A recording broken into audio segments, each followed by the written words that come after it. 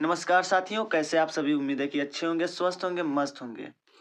तो जैसा कि आप सबको पता है कि हम इस समय यूपी बोर्ड एग्ज़ाम के लिए वन शॉट वीडियो लेकर चल रहे हैं मैथ का, जिसमें हम 3 चैप्टर जो है कंप्लीट करा चुके हैं। तो यदि आप इन 3 वीडियो को आप नहीं देखे हैं तो नीचे जो है डिस्क्रिप्शन में इसका लिंक दे दिया गया है। आप जाइए और अपनी तैयारी को बेहतर बनाइए, क्योंकि उसमें 2023 और 24 में जो क्वेश्चन पूछे गए थे, उन क्वेश्चनों को जो हम कराए हैं और आप केवल उन्हीं वीडियो को देख लीजिए, उसी पर आधारित जो है आपके एग्ज़ाम में जो क्वेश्चन पूछे जाएँगे और कहीं से कोई बाहर नहीं आएगा। और देखिए, एक बात ये है, और क्योंकि 2023 और 24 दिया, इसका मतलब ये है कि जो सिलेबस की कटौती हुई है, 24 तो मान लीजिए 24 में चला था, कोई बात नहीं। लेकिन जो 25 में है, वो 25 में 24 वाला ही पूछा जाएगा, इसलिए आप 24 और 25 को देखिए, ठीक है? और पूरा आपको आंसर लगाने की आवश्यकता नहीं है, क्योंकि कई वर्ष पहले जो है सिलेबस कुछ और था, आज जो है सिलेबस कुछ और है। तो इसलिए जो है 23 और 24 के क्वेश्चन को ज़्यादा नोटिस करिए, क्योंकि वो पूछे ही पूछे जाएंगे, ठीक है? तो चलिए, द्विघात समीकरण आज हम चैप्टर चौथा जो है चालू करने वाले हैं, जिसमें बहुत ही महत्वपूर्ण जो है सवाल हैं। कम से कम इसमें 20 सवाल लेकर आए हैं। आप इस केवल 20 सवालों को देखिए। हाँ, ये वीडियो थोड़ा सा लॉन्ग तो होगा, लेकिन आप इस वीडियो को पूरा देखिएगा, स्किप मत कीजिएगा, ठीक है? तो चलिए, इस चैप्टर को शुरू करने से पहले थोड़ा-सा हम लोग कुछ इसके बारे में जो बेसिक जानकारी थोड़ा-सा ले लेते हैं। बेसिक जानकारी में क्या है वो समझ लीजिएगा। द्विघात समीकरण में देखिए पूछा जाता है मूल। क्या पूछा जाता है? मूल कैसे ज्ञात करते हैं? थोड़ा-सा हम लोग इसके बारे में जो है क्या करते हैं, जानकारी ले लेते हैं, ठीक है? तो देखिए, सबसे पहले द्विघात समीकरण। आप सबको पता है कि द्विघात समीकरण के लिए द्विघात समीकरण द्विघात समीकरण आपको पता है कि ये क्या होता है? ax square plus B x plus C equal to क्या होता है? 0 होता है। ये होता है द्विघात समीकरण, ठीक है? अच्छा, ये तो हो गया इसके बारे में बेसिक। अब यहाँ से क्वेश्चन पूछे जाते हैं मूल को लेके। मूल क्या होते हैं? जो यहाँ से हमारे x के जो वैल्यू निकलते हैं, वही इसके क्या होते हैं? मूल होते हैं। तो यहाँ x की वैल्यू क्या निकलेगी? तो यही इसके मूल होते हैं, ठीक है? तो यहाँ से 2 चीज़ें याद रखिएगा। क्या याद रखना है, ये ध्यान दीजिएगा। पहला क्या होता है? दो भिन्न वास्तविक मूल होते हैं। ये कंडीशन कब लागू होता है? ठीक है। दूसरी कंडीशन कि दो बराबर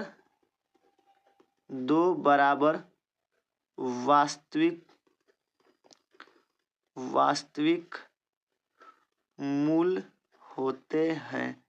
ये कब होता है? और तीसरी बात है यहाँ पे कि कोई वास्तविक मूल नहीं होता है, ठीक है? इसमें देखिएगा, ये कंडीशन कब होता है? जब बी स्क्वायर माइनस 4ac क्या हो? बड़ा हो, ठीक है? दो बराबर वास्तविक मूल कब होते हैं? जब b square minus 4ac equal क्या होता है? 0 के। और कोई वास्तविक मूल कब नहीं होगा? जब बी स्क्वायर माइनस 4ac क्या हो जाए? छोटा हो जाए। अब थोड़ा सा ये जानिएगा, इसमें बी स्क्वायर माइनस 4ac होता क्या है? ये होता है डी बराबर। क्या होता है? डी बराबर होता है। और इसमें डी होता क्या है? ये इसको हम कहते हैं विविक्त कर। क्या कहते हैं इसको? विविक्त कर कहते हैं, ठीक है? इसको क्या बोलते हैं? विविक्त कर कहते हैं। ये तो हो गई बेसिक बात, याद रखिएगा। अच्छा, उसके बाद से अगर आपसे पूछे मूल ज्ञात करने के लिए, क्या मूल ज्ञात करने के लिए, मूल ज्ञात करना कैसे करेंगे हम लोग? तो इसके लिए क्या होता है? ये फार्मूला होता है x बराबर होता है माइनस बी प्लस माइनस करनी में बी स्क्वायर माइनस 4ac अपान में क्या होता है? 2a। ये क्या होता है इसका? कह सकते हैं कि ये इसका होता है मेन जो सूत्र होता है मूल ज्ञात करने के लिए। इसी को जो है क्या कहते हैं? द्विघाती सूत्र कहते हैं। इसी को क्या कहते हैं? द्विघाती सूत्र। क्या कहते हैं इसी को? द्विघाती सूत्र कहते हैं। तो उम्मीद है कि ये बेसिक जानकारी आपको समझ में अभी आ गया होगा। और इन्हीं का जो है यूज देखिए, इसका यूज जो है बहुविकल्पी प्रश्न में होता है। और आपका जो लॉन्ग जो वीडियो होते हैं, सॉरी, जो बड़े जो क्वेश्चन होते हैं उनमें जिसका यूज किया जाता है। तो अभी जो हम सवाल बताने वाले हैं इनका यूज जो है आपके सवाल में बहुत ज़्यादा है, ठीक है। तो ये समझ में आ गया। मूल कैसे ज्ञात करेंगे? मूल ज्ञात करने के लिए x बराबर माइनस बी प्लस माइनस करनी में बी स्क्वायर माइनस 4ac अपान में क्या होता है 2 होता है। इसे हम क्या कहते हैं? द्विघाती सूत्र कहते हैं, ठीक है। और ये जब ये मूल निकलेंगे तो इस मूल से इससे हम ये पता करते हैं कि इसके मूल दो भिन्न वास्तविक मूल होंगे या दो बराबर वास्तविक मूल होंगे या कोई वास्तविक मूल नहीं होगा, ठीक है। यानी हम कह सकते हैं कि जब d का मान क्या पड़ जाए छोटा तो ये कोई वास्तविक मूल नहीं होगा। यानी कि जब अगर 20 का माइनस 4ac का मान अगर -4 आ गया यानी कि ये कंडीशन बन गया तो आप ये कह सकते हैं कि ये क्या होगा? कोई वास्तविक मूल नहीं होगा, ठीक है। अगर देखिए जब दोनों बराबर आ गए तो दोनों बराबर वास्तविक मूल प्राप्त होते हैं और इसमें क्या होता है? दो भिन्न वास्तविक मूल प्राप्त होते हैं, ठीक है। तो इसका यूज केवल यही है, ठीक है, और कुछ ज़्यादा है नहीं। तो अब हम चलते हैं इस सवाल पे और सवाल का जो सलूशन आपको कराते हैं और आप बेहतर तरीके से इसको देखिएगा, स्किप मत कीजिएगा वीडियो को, ठीक है। चलिए शुरू करते हैं। देखिए सबसे पहली बात क्या है, इसमें क्वेश्चन क्या बोला है देखिएगा ध्यान से। देखिए बोला है कि यदि द्विघात समीकरण x square plus 3x plus p equal to 0 का एक मूल क्या है? दो हो तो p का मान क्या कीजिए? ज्ञात कीजिए। और ये आप क्वेश्चन देख सकते हैं कि ये क्वेश्चन 2024 में पूछा जा चुका है और ये बहुत ही बेहतर सवाल है, समझ लीजिएगा, बहुत ही बेहतर ये सवाल है। इससे बेहतर कोई सवाल भी नहीं हो सकता है, ठीक है। तो देखिए इसका सलूशन कैसे करेंगे, तो यहाँ हम लोग लिखेंगे क्या? हल। क्या लिखेंगे हम लोग? यहाँ लिखेंगे हम लोग हल। हल लिखेंगे और इस हल में क्या हम लोग लिखेंगे ध्यान दीजिएगा, लिखेंगे कि यदि द्विघात समीकरण क्या होता है? द्विघात समीकरण यहाँ क्या दिया है? X square 3x plus p equal to 0, ठीक है, का एक मूल दो है तो आप क्या कहेंगे?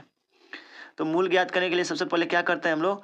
लिखते हैं b square minus 4ac equal to sorry यहाँ पे जो सवाल दिया वो क्या दिया है? X square plus 3x plus p equal to 0 और पूछा p का मान। तो जो मूल देता है उसी मूल की वैल्यू को जो है उसी समीकरण में रख देते हैं। तो यहाँ पे हम रख देंगे तो ये हो जाएगा 0 का स्क्वायर और ये हो जाएगा 3 plus p equal to 0 sorry देखिए 2 दिया है, 2 रख देंगे यहाँ पे। तो ये हो जाएगा 2 दूना के 4 और ये हो जाएगा 3 दूना के 6 प्लस p बराबर 0। तो अगर आप देखें तो p बराबर क्या हो जाएगा? -10। तो यहाँ पे जो p की वैल्यू होगी वो क्या होगी? ये हो जाएगी -10 हो जाएगी, ठीक है। तो साथियों एक मिनट देख लेते हैं क्वेश्चन तो सही है ना? हाँ ठीक है। तो इसका मूल क्या होगा? दूसरा p का मान क्या हो जाएगा? यहाँ पे -10 हो जाएगा, ठीक है। तो उम्मीद है कि आपको समझ में आ रहा होगा। चलिए अब आगे सवाल देखिए, अगला सवाल बेहतर तरीके से, ठीक है। कह रहा है कि यदि द्विघात समीकरण क्या है? 2x स्क्वायर प्लस के एक्स प्लस 3 के दोनों मूल वास्तविक हैं और बराबर हैं।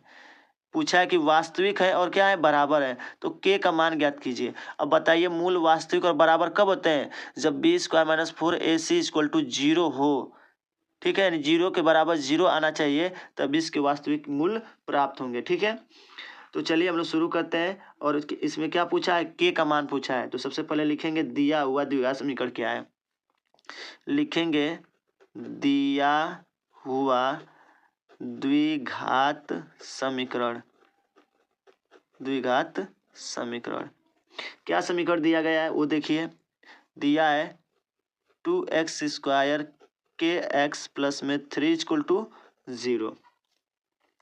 इसको हम लोग मान लेंगे समीकरण 1, ठीक है। इस जब ऐसे सवाल देंगे तो इसकी तुलना करते हैं, लिखेंगे इसकी तुलना A X square plus B x plus C equal to 0 से करने पर ठीक है। तो अब बताइए क्या हो जाएगा, यहाँ से अगर करेंगे तो एक्स स्क्वायर से एक्स स्क्वायर खत्म हो जाएगा तो क्या मिलेगा 2, एक्स से एक्स खत्म तो बी का मान क्या मिल जाएगा के, उसके बाद से सी का मान कितना हो जाएगा 3 हो जाएगा। ठीक है। अब यहाँ पे आपको पता है कि हमको मूल ज्ञात करना है। पहले तो मूल हम पता करेंगे, वास्तविक और बराबर बोला है। ठीक है, तो हम पहले इसको सॉल्व करके देखते हैं। लिखेंगे विविक्त कर। ठीक है, क्या होता है डी बराबर होता है बी स्क्वायर माइनस में 4ac। ठीक है, तो अब बताइए यहाँ से बी का वैल्यू क्या है के है, तो के का स्क्वायर, 4 ए का मान क्या है 2, इसका मान 3 है, तो ये हो जाएगा के स्क्वायर और ये हो जाएगा 4 दूना के 8 त्रिके 24। ठीक है, और आपको पता है कि बोला है मूल वास्तविक है और बराबर है, इसका मतलब इसके बराबर हम क्या लेंगे यहाँ पे 0 ले लेंगे। ठीक है, तो अब यहाँ पे विविधकर बोला है कि पहले ही बोल दिया वास्तविक और बराबर है, जब 0 बराबर होगा तभी ये काम करेंगे। ठीक है, तो अब हम लोग क्या कर सकते हैं इजिली, ये तो 0 होगा, देखिए डायरेक्ट लिखना नहीं चाहिए था पर थोड़ा सा एक स्टेप बढ़ा लेते हैं। ठीक है, लिखेंगे यदि समीकरण, जब सॉल्यूशन हम कर रहे हैं तो अच्छे से कर दे रहे हैं। ठीक है, समीकरण एक के दोनों, इसीलिए आपको बताएं समीकरण बनाने के लिए। ठीक है, दोनों हल वास्तविक और बराबर हैं। क्या है बराबर है। ठीक है, तो आपको पता है तब क्या होगा, तब तो यहाँ हम कह सकते हैं विविक्तकर बराबर 0।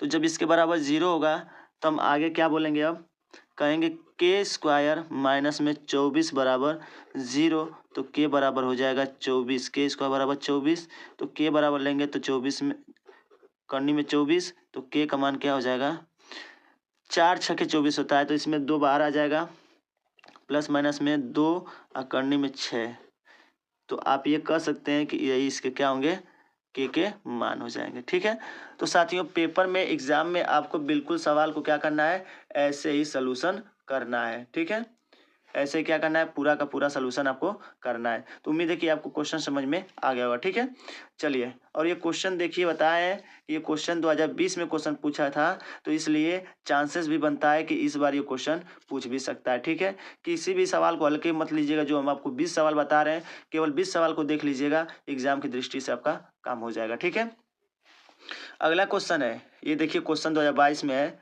और ऐसे सवाल 2024 में भी पूछे थे। ठीक है, समीकरण x माइनस 1 अपान एक्स बराबर 3, तो कह रहा है एक्स नॉट इक्वल टू के मूल ज्ञात कीजिए, यानी एक्स का मान 0 नहीं होना चाहिए, और कह रहा है इसके मूल ज्ञात कीजिए। ठीक है, और ये बहुत ही बेहतर क्वेश्चन है, बहुत ही बेहतर क्वेश्चन है, देखिए इसको कैसे करेंगे। ठीक है, तो करें दिया गया समीकरण लिखेंगे हम लोग, दिया गया समीकरण, थोड़ा सा जगह नहीं मिलेगा, सलूशन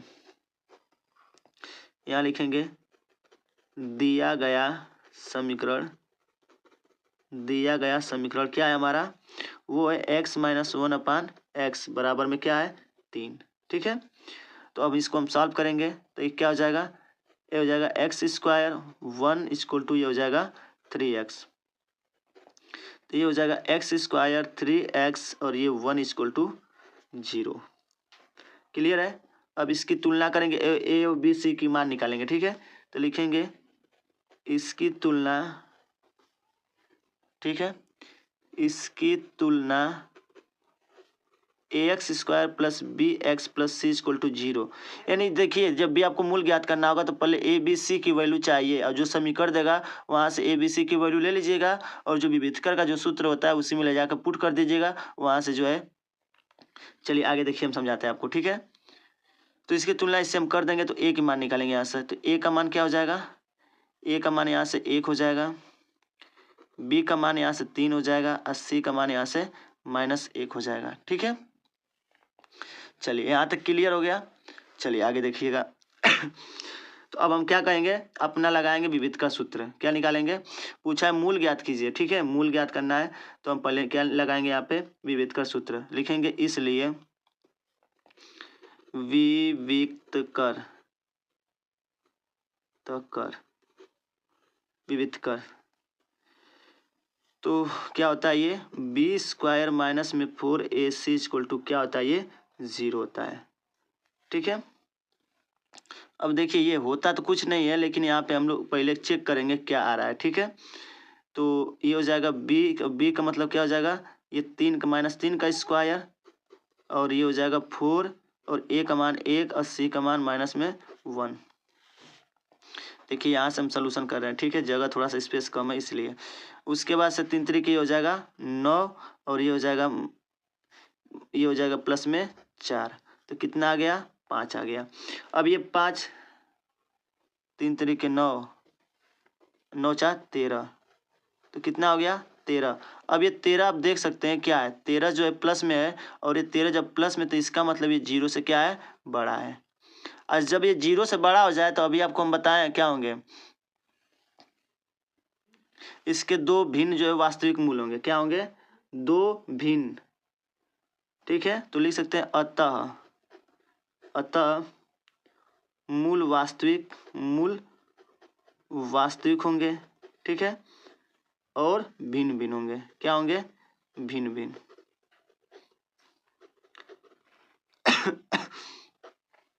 ठीक है। अब हम क्या यहाँ पे निकालना है, हमको मूल ज्ञात करना है। ये तो बता दिए मूलों की प्रकृति क्या होगी, तो मूलों की प्रकृति ये होगी। उसके बाद से हम निकालेंगे मूल इसके, तो लिख सकते हैं आगे कि अब द्विघाती सूत्र से, किससे, अब द्विघाती सूत्र से। तो द्विघाती सूत्र क्या होता है, ये होता है x बराबर में माइनस बी प्लस माइनस में 4b स्क्वायर, ये x बी स्क्वायर माइनस में 4ac अपन में क्या होता है 2a होता है, ठीक है। तो बस कुछ ज़्यादा है नहीं, यहाँ पे वैल्यू पुट कर लीजिएगा। देखिए हम ज़्यादा सोल्यूशन नहीं करेंगे, ठीक है, वैल्यू पुट कर लीजिएगा, बता दे रहे हैं। यहाँ b की वैल्यू क्या है 3 है, तो यहाँ माइनस, तो पहले से 3 हो जाएगा, ठीक है, कोई दिक्कत नहीं होना चाहिए आपको। उसके बाद से करनी में ध्यान दीजिएगा, 3 तरीके 9 माइनस 4ac, ए का मान क्या है, यहाँ से ए का मान कितना 1 है, सी का मान क्या है -1 है, तो ये आ जाएगा प्लस में कितना हो जाएगा 4ac, मतलब हो जाएगा 3 तरीके 9, और यहाँ 3 तरीके 9 कर लीजिए, और 9 में से 4 घटा देंगे, कितना आ जाएगा 5 आ जाएगा। कितना आ जाएगा, सॉरी 9 ये 3 तरीके 9 और 4 ये, तो 9 4 कितना हो जाएगा 13, कितना हो जाएगा 13, तो ये आ जाएगा करनी में 13, अब बटाइए कितना हो जाएगा 2 एकम में 2, ठीक है। तो देखिए यहाँ पे इसका मतलब क्या हुआ, जो x के वैल्यू मिलेंगे वो क्या मिलेंगे, भिन्न भिन्न मिलेंगे। क्यों भिन्न भिन्न मिलेगा, क्योंकि देखिए एक बार x की वैल्यू क्या होगी 3 प्लस करनी में 3 13/2, और एक बार यही मिलेगा x बराबर 3 माइनस करनी में 13/2। देखिए इसलिए जो है हम ये कह सकते हैं, इसके जो प्रकृति होगी, इसकी मूल की जो प्रकृति होगी, ये मूल वास्तविक तो होगा ही होगा, लेकिन ये भिन्न भिन्न हो जाएगा, ठीक है। तो साथियों उम्मीद है कि ये आपको बहुत ही अच्छे तरीके से आपको समझ में आ गया होगा, ठीक है। चलिए आगे क्वेश्चन देखते हैं हम लोग। देखिए क्वेश्चन बहुत ज़्यादा है, ठीक है। आगे देखिए द्विघात समीकरण है, और ये देखिए ये क्वेश्चन 2019 में 2020 में 2024 में ये 3 साल कंटिन्यूटी ये क्वेश्चन पूछा गया है, ठीक है। तो चलिए हम लोग इसका सोल्यूशन देखते हैं क्या कर रहा है। क्वेश्चन क्या पहले वो देखिए, समीकरण 3x स्क्वायर माइनस में 2 करनी में 6x प्लस 2 इक्वल टू 0। और ये सवाल काफ़ी इम्पोर्टेंट है, मोस्ट इम्पोर्टेंट है, इसलिए इसको हम बता दे रहे हैं, इसको ध्यान दीजिएगा, ठीक है, ये इम्पोर्टेंट है। चलिए तो पहले हम लोग क्वेश्चन यहाँ नोट कर लेते हैं। 3x स्क्वायर ये हो जाएगा 2 करनी में 6x प्लस 2 इक्वल टू 0। अब देखिए क्या कह रहा है, अब इसमें अगर गुणा करें तो कितना आ जाएगा, करनी में 6x स्क्वायर आएगा, ठीक है। तो इस 6x स्क्वायर को ध्यान दीजिएगा, अब दो भाग में ऐसे तोड़ना है कि गुणा करने पर 6x स्क्वायर आ जाए और जोड़ने पर 2 करनी में 6x हो जाए। तो अगर बताइए, अगर हम कह दें करनी में 6x में गुणा कर दें, तो देखिए ये आ जाएगा करनी देखिए जब गुणा जब करेंगे गुणा तो ये आ जाएगा ये हो जाएगा देखिए ये 2 बार है तो इसको हम लिख सकते हैं करनी में 6x का स्क्वायर। अब बताइए करनी से स्क्वायर खत्म और x का स्क्वायर क्या मिल गया हमको 6x स्क्वायर मिल गया। अगर इसको हम जोड़ें तो बताइए करनी में 6x करनी में 6x क्या मिल जाएगा करनी में 2x। तो इजीली हमारा काम हो गया। यही बस इंपॉर्टेंट चीज़ें समझ के चलिए। तो अब हम लोग क्या करेंगे यहाँ पे ध्यान दीजिएगा 3x स्क्वायर 2 इसी को तोड़ना है ना तो आप कहेंगे करनी में 6x फिर करनी में 6x प्लस में 2 इक्वल टू 0। फिर आगे देखिए अब हमको कॉमन लेना ध्यान दीजिएगा यहाँ से कॉमन क्या होगा इसमें और इसमें ध्यान दीजिएगा। इसमें से जब हम कॉमन लेंगे तो करनी में 3x कॉमन लेंगे। ध्यान दीजिएगा ये ध्यान देना आपको ठीक है। अब जब यहाँ से करनी में तीन कॉमन लेंगे तो सोचिए यहाँ पहले जो 3 है क्या हम इस 3 को ऐसे नहीं लिख सकते हैं करनी में 3 इंटू करनी में 3 यानी ये पहले अगर ऐसे रहा होगा तभी तो यानी कि 3 को हम ऐसे लिख सकते हैं। तो बताइए 3 की जगह अगर ऐसे रहा होगा तो इसमें से एक बाहर निकल गया तो यही तो बचा। तो यहाँ से करनी में 3 बचेगा और यहाँ x था तो x बचेगा। उसके बाद से यहाँ से देखिए क्या बचेगा यहाँ तो ऑलरेडी यहाँ पे करनी में 6x है और करनी में 3 इसमें से बाहर आ जाएगा तो क्या बचेगा करनी में 2 बचेगा ठीक है माइनस। अब बताइए यहाँ क्या होगा आप इसमें से कितना कॉमन लेंगे करनी में 2 कॉमन लेंगे कितना करनी में 2 कॉमन ठीक है। जब करनी में 2 यहाँ से कॉमन लेंगे तो यहाँ क्या बचेगा करनी में 3x बचेगा। अब बस वही बात फिर आ गई यहाँ भी। तो यहाँ जब बात आएगी तो क्या आप कहेंगे ध्यान दीजिएगा अब यहाँ पे माइनस होगा ठीक है क्योंकि इसमें से माइनस बाहर लेंगे। तो यहाँ से जब यहाँ 2 है तो सोचिए यहाँ भी क्या रहा होगा करनी में 2 और करनी में 2 रहा होगा तो यहाँ भी क्या बचेगा करनी में 2 बराबर 0 ठीक है। अब आगे देखिए करनी में 3x करनी में 2 और फिर करनी में 3x करनी में 2 क्योंकि इस पूरे में जो है ये और ये कॉमन मिल गए हैं इसलिए बाहर ले लिए ठीक है। अब आगे देखिए इतना हो गया। तो अब देखिए क्या कर सकते हैं एक बार इसके बराबर 0 लेंगे करनी में 3x करनी में 2 बराबर 0। तो अब क्या कहेंगे आप हमको x की वैल्यू चाहिए बोला है मूल ज्ञात करने के लिए। तो ये हो जाएगा करनी में 3x बराबर में करनी में 2 तो अगर x बराबर लें तो ये हो जाएगा करनी में 2 बटे करनी में 3 और इसको हम लोग लिख सकते हैं 2 बटे करनी में 3 ठीक है। ये आ गया x की वैल्यू ध्यान दीजिएगा इस बात को ठीक है। अब आगे देखिए पुनः फिर वही काम करेंगे यहाँ से तो फिर हमको वही चीज़ मिलेगा। तो हम कह सकते हैं कि दोनों वैल्यू क्या मिलेंगे एक ही मिलेंगे तो कह सकते हैं अतः द्विघात समीकरण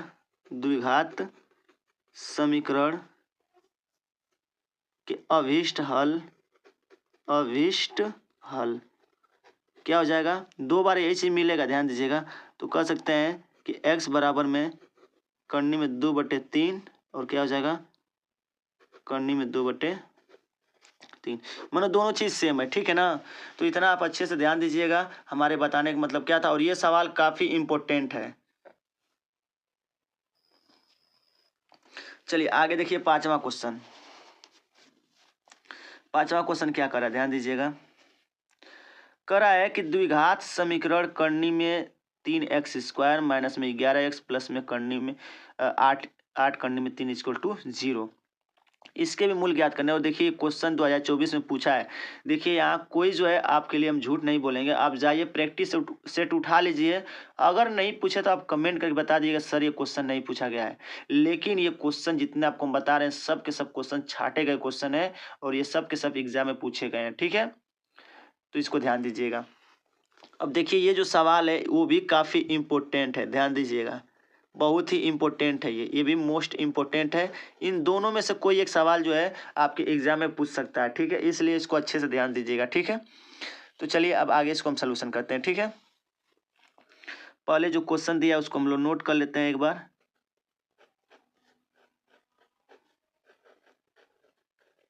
इक्वल टू 0। अब देखिए हम क्या करेंगे इसका गुणा इसमें करेंगे ध्यान दीजिएगा इसका गुणा क्या करेंगे इसमें करेंगे। तो बताइए इधर हम साइड में कर ले रहे हैं ठीक है। इसके लिए थोड़ा सा इधर हम रफ पेपर कर लेते हैं, ठीक है। तो यहाँ आप क्या देखिए, जब इसका गुणा इसमें करेंगे, करनी में 3x का 8 करनी में 3 का गुणा होगा तो क्या होगा, देखिए करनी में 3 का गुणा करेंगे तो करनी में 3 क्या मिलेगा, 3 ही मिलेगा। और ये 8 गुणे 3 बराबर क्या हो जाएगा, 24x। क्या हो जाएगा, 24x हो जाएगा। क्लियर है, ये हो गया 8 तरीके 24। अब देखिए, अब आपको क्या करना है, आपको कोई दो ऐसी संख्या बताना है जिनका अगर आपस में गुणा कर दें तो 24 हो जाए और जोड़ने पे क्या जाए, 11 जाए। तो आप कह सकते हैं कि 8 तरीके 24। ये चीज़ देखिए, गुणा करने पर 24 भी आ जाएगा और जोड़ने पर 11 भी आ जाएगा, ठीक है। यही सबसे मेन बात है, ये समझ के चलिए दोस्तों, ठीक है। चलिए, तो हम क्या कर सकते हैं, यहाँ क्या लिख सकते हैं, सब कुछ वही रहेगा। आप ये काम करेंगे x² और ये एरो लगाना मत भूलिएगा, ठीक है। माइनस क्या हो जाएगा, ये 8 तरीके 24 और ये 3 बराबर 0, ठीक है। उसके बाद से हम लोग क्या करेंगे, ये ध्यान दीजिएगा, फिर लगाएंगे ये। उसके बाद से देखिए, इन दोनों में, इसमें और इसमें, इन दोनों में आपको कॉमन लेना है। पर एग्जाम में आपको ऐसे नहीं करना है, ठीक है।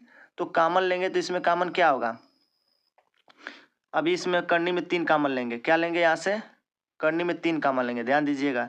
तो यहाँ से जब करनी में 3 हम यक्स कॉमन लेंगे, ध्यान दीजिएगा, तो यहाँ से केवल क्या बचेगा, एक यक्स बचेगा। माइनस यहाँ से कॉमन क्या बचेगा, अब सोचिए यहाँ पे 8 है। अब ध्यान दीजिएगा, फिर यहाँ पे इसका मतलब यहाँ से जब करनी में 3 कॉमन लिया गया है, इसका मतलब ये है कि पहले यहाँ क्या रहा होगा, पहले यहाँ क्या रहा होगा, तो यहाँ पे ये पहले 3 गुणे 3 रहा होगा। क्या इसको ऐसे लिख सकते हैं क्या हम लोग, केवल समझिए हम क्या बताना चाहते हैं। तो ये 8 तरीके 24, तो 3 यहाँ कर लीजिएगा दोस्तों, ठीक है। थोड़ा सा मिस्टेक है हमसे, 3 यहाँ कर लीजिएगा, 8 यहाँ कर लीजिएगा, ठीक है, क्योंकि कॉमन लेने में दिक्कत हो जाएगा। तो अब यहाँ से क्या बचेगा, केवल करनी में 3 बचेगा, क्योंकि 3 है तो 3 को करनी में 3 लिख सकते हैं, तो इसलिए यहाँ पे करनी में 3 बचेगा, ठीक है। यहाँ से क्या कॉमन होगा, 8, तो यहाँ से क्या बचेगा, यक्स, और यहाँ से माइनस हम लिए 8 कॉमन, इसलिए यहाँ से हो जाएगा करनी में 3, ठीक है।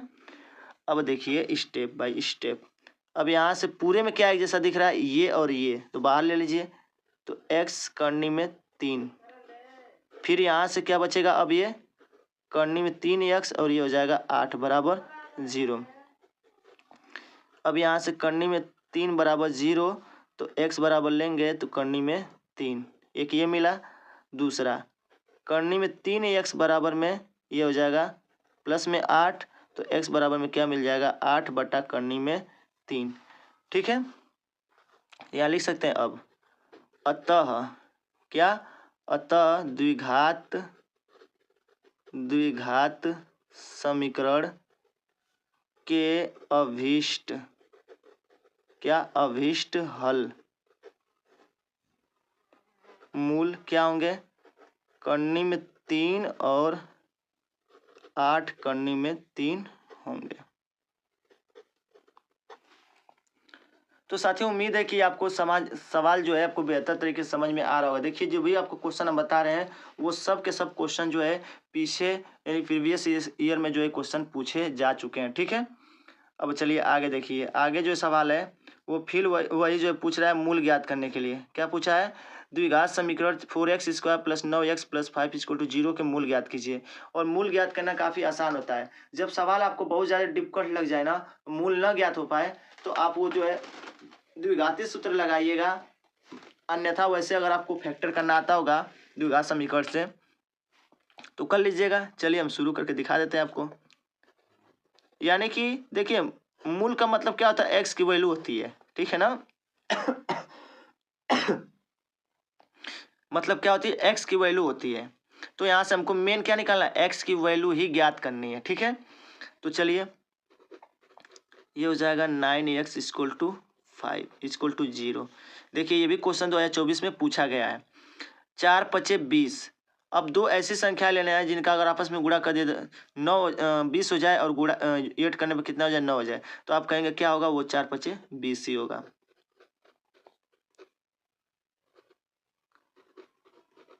4 पचे 20। ठीक है, तो आप कहेंगे इन दोनों में से कॉमन क्या दिखेगा। आपको एग्जाम में ऐसे नहीं लिखना है, ठीक है, ध्यान रहे, ये केवल आपको समझाने के लिए कर रहे हैं। यहाँ से बचेगा x, यहाँ से बचेगा केवल, यहाँ से बचेगा 1, ठीक है, प्लस यहाँ से क्या कॉमन होगा x, तो यहाँ से बचेगा सिर्फ 1। उसके बाद से क्या करेंगे हम लोग, यहाँ से देखिए इन पूरे में क्या कॉमन दिख रहा है, ये और ये, तो x प्लस 1, और यहाँ से क्या बचेगा 4x प्लस 1, ठीक है, बराबर 0। अब हम लोग क्या करेंगे, यहाँ पे हम लोग लेंगे x प्लस 1 इक्वल टू 0, तो क्या हो जाए या, ठीक है, यहाँ से 5 बचेगा, ठीक है, 4x प्लस 5 इक्वल टू 0, ठीक है। इसके बाद से नेक्स्ट स्टेप में इधर देख लीजिए क्या हो जाएगा। आप कहेंगे नेक्स्ट स्टेप में ये हो जाएगा x प्लस एक्स बराबर क्या आ जाएगा -1 इस वाले का, ठीक है। फिर यहाँ लिखेंगे हम लोग या x बराबर क्या आ जाएगा -5/4, ठीक है। तो अब लास्ट में क्या लिखेंगे, अतः अभिष्ट मूल -1 और -5/4 होंगे, ठीक है। तो देखिए बहुत ही आसान है, ठीक है, ये बहुत ही इजी था, आप आसानी से कर लेंगे, ठीक है, कोई दिक्कत आपको नहीं होगी। अब आगे देखिए अगला सवाल क्या है। देखिए जो सलूशन आप द्विघात समीकरण दिया है, अगर आप उसका फैक्टर कर लेते हैं तो फैक्टर करने के बाद इसको कर लीजिएगा तो x की वैल्यू निकल जाएगी, तो इजीली हो जाएगा। अगर इजीली हो जाए तो कर लीजिएगा, नहीं तो वही आपको दोबारा द्विघातीय सूत्र आपको यूज करना पड़ेगा, तब जाके सलूशन होगा। देखिए आगे बोला है द्विघात समीकरण 2x² - 4x + 3 = 0 का विविधकर ज्ञात कीजिए और मूलों की प्रकृति ज्ञात कीजिए। यानी हमको बताना है b² - 4ac, ठीक है, याद करना है डी की वैल्यू। और यहाँ 2023 में ये क्वेश्चन पूछा जा चुका है, ठीक है। चलिए आगे हम आपको जो है टोटल आपके 6 सवाल हम बता दिए हैं, आगे जो है आपको हम बताने वाले हैं आपका जो है 7वां सवाल, ठीक है। तो अभी हम जैसे बताएं लिखेंगे हम लोग दिया हुआ समीकरण। क्या समीकरण दिया गया है, दिया हुआ समीकरण क्या है, तो आप कहेंगे 2x² 4x + 3 = 0। तो इसकी लिखेंगे, इसकी तुलना करने पर, इसकी तुलना किससे करेंगे, इसकी तुलना ax² + bx + c = 0। a की वैल्यू क्या हो जाएगी यहाँ 2, b की वैल्यू क्या हो जाएगी -4 और c की वैल्यू क्या हो जाएगी 3, ठीक है। उम्मीद है कि आपको समझ में आ रहा होगा, काफ़ी इजी है तो समझ में तो आएगा ही आएगा, ठीक है, कोई घबराने की बात तो है नहीं। चलिए अब यहाँ हम लोग क्या लगाएंगे, विविध का सूत्र लगाएंगे अपना, विविक्त कर, ठीक है। क्या होता है d बराबर b² - 4ac, ठीक है। अब इसका सलूशन कहाँ किया जाए, पीछे स्पेस नहीं है, ठीक है, क्योंकि तो स्पेस नहीं है तो हम आगे इसी पे सॉल्व करके आपको हम दिखा देते हैं, ठीक है। तो अगर इसका हम लोग सलूशन देखें तो कहाँ तक हुआ है, यहाँ तक, तो आप कह सकते हैं d बराबर b² - 4ac, तो d बराबर b की वैल्यू क्या थी -4, तो -4 यहाँ रखेंगे और ये हो जाएगा 4, a की वैल्यू क्या है 2 और c की वैल्यू क्या है 3, ठीक है। तो d बराबर में 4 चौको 16 हो जाएगा, 4 दूना के 8, 8 3 के 24 हो जाएगा, ठीक है। तो अब आप यहाँ क्या कह सकते हैं कि जो d की वैल्यू आई है वो क्या आई है, d की वैल्यू जो आएगी वो क्या आएगी, d की वैल्यू आ गई 8। तो अब बताइए 0 से बड़ा है, छोटा या 0 के बराबर है, तो आप क्या कहेंगे, ये जो है 0 से क्या है, छोटा है। इसका मतलब है आप ये कह सकते हैं ये वाला कंडीशन बनेगा, क्या बनेगा, ये कंडीशन बनेगा। और जब ये कंडीशन बने तो आप कह सकते हैं अतः, देखिए वह पूछा था प्रकृति इसकी, तो आप लिख सकते हैं अतः क्या लिखने वास्तविक मूल नहीं है, ठीक है, वास्तविक मूल नहीं है, नहीं है। देखिए बताए हैं अभी कि जब ऐसा कंडीशन हो जाए, जब जीरो से ये छोटा हो जाए, जब जीरो से क्या हो जाए, ये छोटा हो जाए। देखिए सॉरी, यहाँ पे ये ऐसे होगा, ठीक है। जब जीरो से ये छोटा हो जाए तो हम कह सकते हैं कोई वास्तविक मूल नहीं होता है, ठीक है। यही आपको ध्यान देना था, ठीक है। चलिए, तो 7 क्वेश्चन जो है आपको बहुत सुगमता पूर्वक आपको हम समझा दिए। केवल इतना क्वेश्चन बस तैयार करके जाइए, आपका जो है काम हो जाएगा, ठीक है। चलिए आगे देखते हैं हम लोग क्वेश्चन। नेक्स्ट क्वेश्चन देखिए, 8वां क्वेश्चन क्या कर रहा है।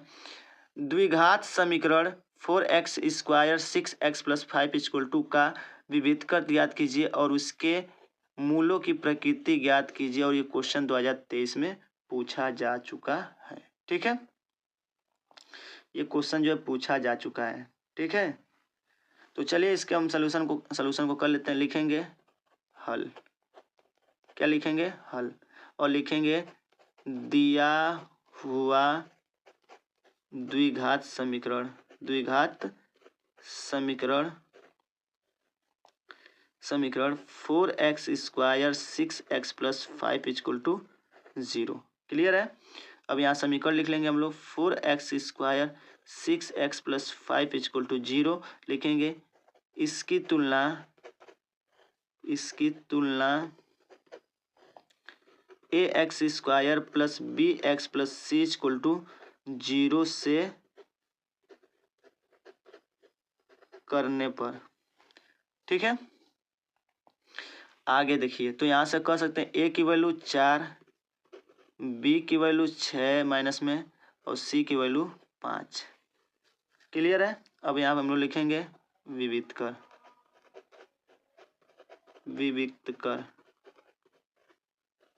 कर बराबर हो जाएगा b स्क्वायर माइनस में 4ac।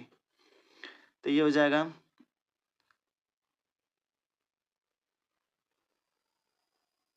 ये हो जाएगा 4 का स्क्वायर, उसके बाद से 4 a का मतलब हो जाएगा 4, सॉरी ये माइनस 6 का स्क्वायर और ये हो जाएगा 5।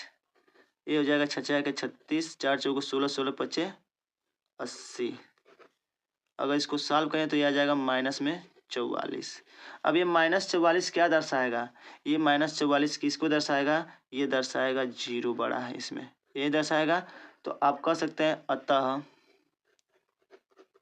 अतः मूल वास्तविक नहीं है, मूल वास्तविक नहीं है, ठीक है। तो साथियों उम्मीद है कि आपको क्वेश्चन समझ में आ गया होगा, ठीक है। काफी इजी सोल्यूशन था, ठीक है। चलिए आगे देखिए।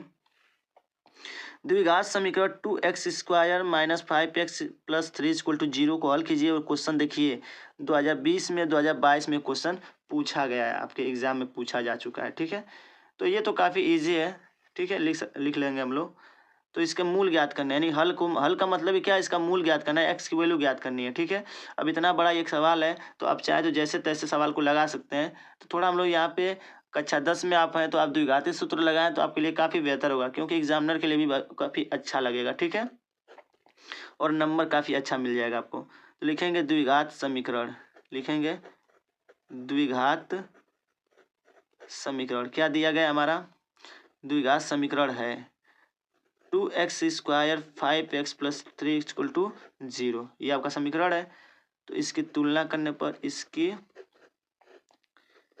इसकी तुलना ax square plus bx plus c 0 से करने पर, ठीक है। और आपको पता है कि ये क्या है, ये द्विघात समीकरण होता है, ठीक है। पहले बता दिए स्टार्टिंग में, इसलिए इसी से हमेशा कंपेयर किया जाएगा, तुलना किया जाएगा। तो यहाँ हो जाएगा a की वैल्यू 2, b की वैल्यू माइनस में 5 और उसके बाद से c की जो वैल्यू होगी वो हो जाएगी 3, ठीक है। तो अब लिखेंगे हम लोग क्या, इसलिए द्विघाती सूत्र से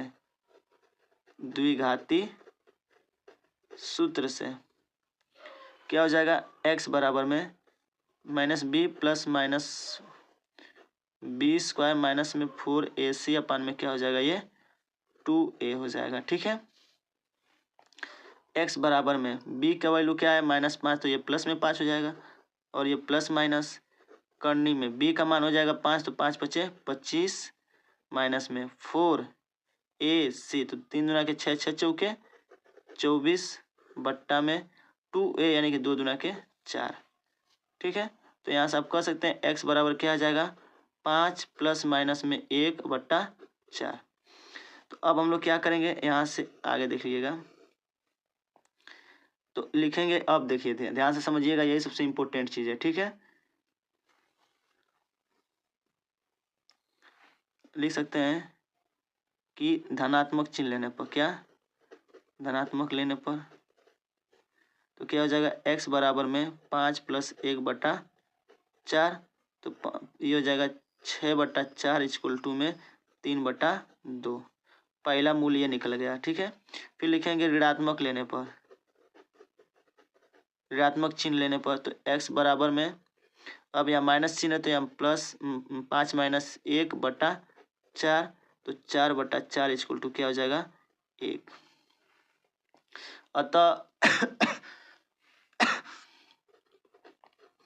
अतः अभीष्ट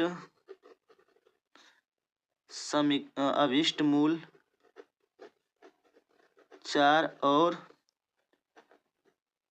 3/2 और 1 होंगे। ठीक है, तो उम्मीद है कि दोस्तों आपको समझ में आ रहा होगा। ठीक है, अब आगे देखिए, ये क्वेश्चन भी बड़ा इम्पोर्टेंट है, मोस्ट इम्पोर्टेंट है, क्योंकि ये क्वेश्चन पूछा जा चुका है 2024 में। चलिए इसके सलूशन को हम लोग देखते हैं और काफ़ी अच्छे से देखिएगा। ठीक है, ये क्वेश्चन इम्पोर्टेंट है और ये भी एग्जाम में पूछे जाने का चांसेस ज़्यादा है। ठीक है, कह रहा है यदि एक बगीचे का परिमाप, देखिए बगीचे का परिमाप दे दिया है 120 मीटर और क्षेत्रफल 800 मीटर स्क्वायर है, तो उसकी लंबाई और चौड़ाई ज्ञात कीजिए। और बोला है कि लंबाई चौड़ाई से दोगुनी है। देखिए बुलवाने के लिए दे दिया लास्ट में इसको कि लंबाई चौड़ाई से दोगुनी है, तो कोई दिक्कत नहीं है। तो यहाँ पहले जो हमको करना है उसे करेंगे। तो लिखेंगे माना बगीचे की चौड़ाई, क्योंकि बगीचा कैसा आयताकार है। ठीक है, तो लिखेंगे, देखिए आयताकार हो चाहे कुछ भी हो बगीचा। ठीक है, तो हमको उससे मतलब नहीं है, बस ये बोल दिया है कि इसका परिमाप 120 मीटर है।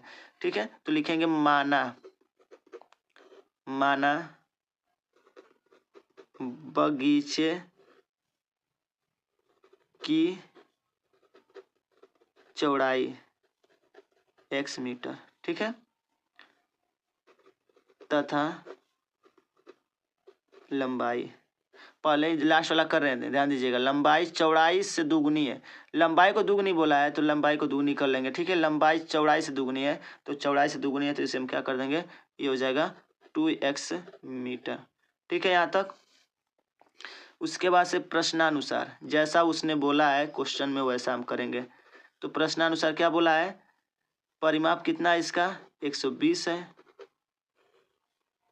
120 मीटर है। तो अब बताइए, ये आयताकार है, ध्यान दीजिएगा परिमाप। ठीक है, ये बगीचा कैसा था, आयताकार था। अब क्लियर हो गया, तो यहाँ लिख सकते हैं कि आयताकार बगीचे का परिमाप तो ये होता है 2 गुणे लंबाई प्लस में चौड़ाई बराबर में 120 मीटर, क्योंकि पहले ही बोल दिया कि 120 मीटर इसका जो है परिमाप है। तो यहाँ पर हम लिख सकते हैं इसका लंबाई चौड़ाई कितना था 2x और इसकी चौड़ाई x और ये 120 मीटर। ठीक है, तो ये हो जाएगा, देखिए 3 और 3 में 2 का गुणा 6x, तो ये हो जाएगा 120। तो ये हो जाएगा 6x बराबर में 120, तो x बराबर में हो जाएगा 6 दूना के 12, ये हो जाएगा 20 मीटर। ठीक है, अब बोला इसका क्षेत्रफल 800 मीटर हो तो x की वैल्यू क्या आ गई 20 आ गई। तो अब लिखेंगे आगे तथा क्षेत्रफल क्या होता है इसका 800 मीटर स्क्वायर दे दिया स्क्वायर। ठीक है, तो बताइए आयत का क्षेत्रफल क्या होता है, लंबाई गुणे चौड़ाई, क्षेत्रफल बराबर, और क्षेत्रफल 800 मीटर है, लिख देंगे यहाँ पे। उसके बाद से लंबाई इसका क्या है 2x, चौड़ाई इसका x है, तो 800 मीटर स्क्वायर, तो आप कह सकते हैं 3x स्क्वायर बराबर में 800। ठीक है, यहाँ तक क्लियर है। चलिए तो 3 से काट देंगे तो क्या कटेगा, क्या नहीं, सॉरी 2x² होगा, कितना हो जाएगा 400। तो ये हो जाएगा x² बराबर में 400। तो x बराबर में हो जाएगा करनी में 400, तो x बराबर में हो जाएगा प्लस माइनस में 20। तो यहाँ x की वैल्यू क्या आ गई, 20 आ गई। ठीक है, अब सवाल में पूछा है लंबाई चौड़ाई, तो लंबाई क्या थी, 2x थी, तो 2 गुणे 20, क्योंकि कभी जो है लंबाई जो है ऋणात्मक नहीं होती है। तो 40 मीटर लंबाई इसकी 40 मीटर, और चौड़ाई जो इसकी कितनी हो जाएगी, x यानी कि 20 मीटर। ठीक है, जैसा कि उसने बोला था। अब लिख देंगे लास्ट में हम लोग अतः, क्या हो जाएगा, अतः बगीचे की लंबाई 40 मीटर तथा चौड़ाई 20 मीटर होगी। तो साथियों, उम्मीद है कि आपको क्वेश्चन समझ में आ गया होगा। ठीक है, कोई डाउट वाली बात तो होगी नहीं। अगर आपको कोई दिक्कत हो तो कमेंट में करके जरूर बताइएगा, हम कोशिश करेंगे कि आपको कोई दिक्कत उसमें ना हो। ठीक है, चलिए, तो 9 क्वेश्चन आप 10 क्वेश्चन हम क्लियर कर दिए। चलिए आगे और क्वेश्चन देखते हैं। देखिए, ये क्वेश्चन बहुत ही इम्पोर्टेंट है, क्योंकि ये क्वेश्चन अधिकतर पूछे जाते हैं। देखिए 2022 में क्वेश्चन पूछा गया, 2024 में पूछा गया है। ठीक है, और ये क्वेश्चन जो है कह सकते हैं CBSE बोर्ड में भी ये क्वेश्चन पूछा जाता है। ठीक है, इसलिए इसको आप ध्यान दीजिएगा। अब इसका सोल्यूशन देखते हैं हम लोग। ठीक है, बहुत ही अच्छा सवाल है। ठीक है, चलिए देखते हैं हम लोग, ध्यान से समझिएगा। क्या बोला, ऐसे 2 क्रमागत विषम धनात्मक पूर्णांक ज्ञात कीजिए जिसके वर्गों का योगफल 290 हो। और ये क्वेश्चन 2022 और 2024 में पूछा जा चुका है। ठीक है, देखिए ध्यान से समझिएगा। लिखेंगे हम लोग हल।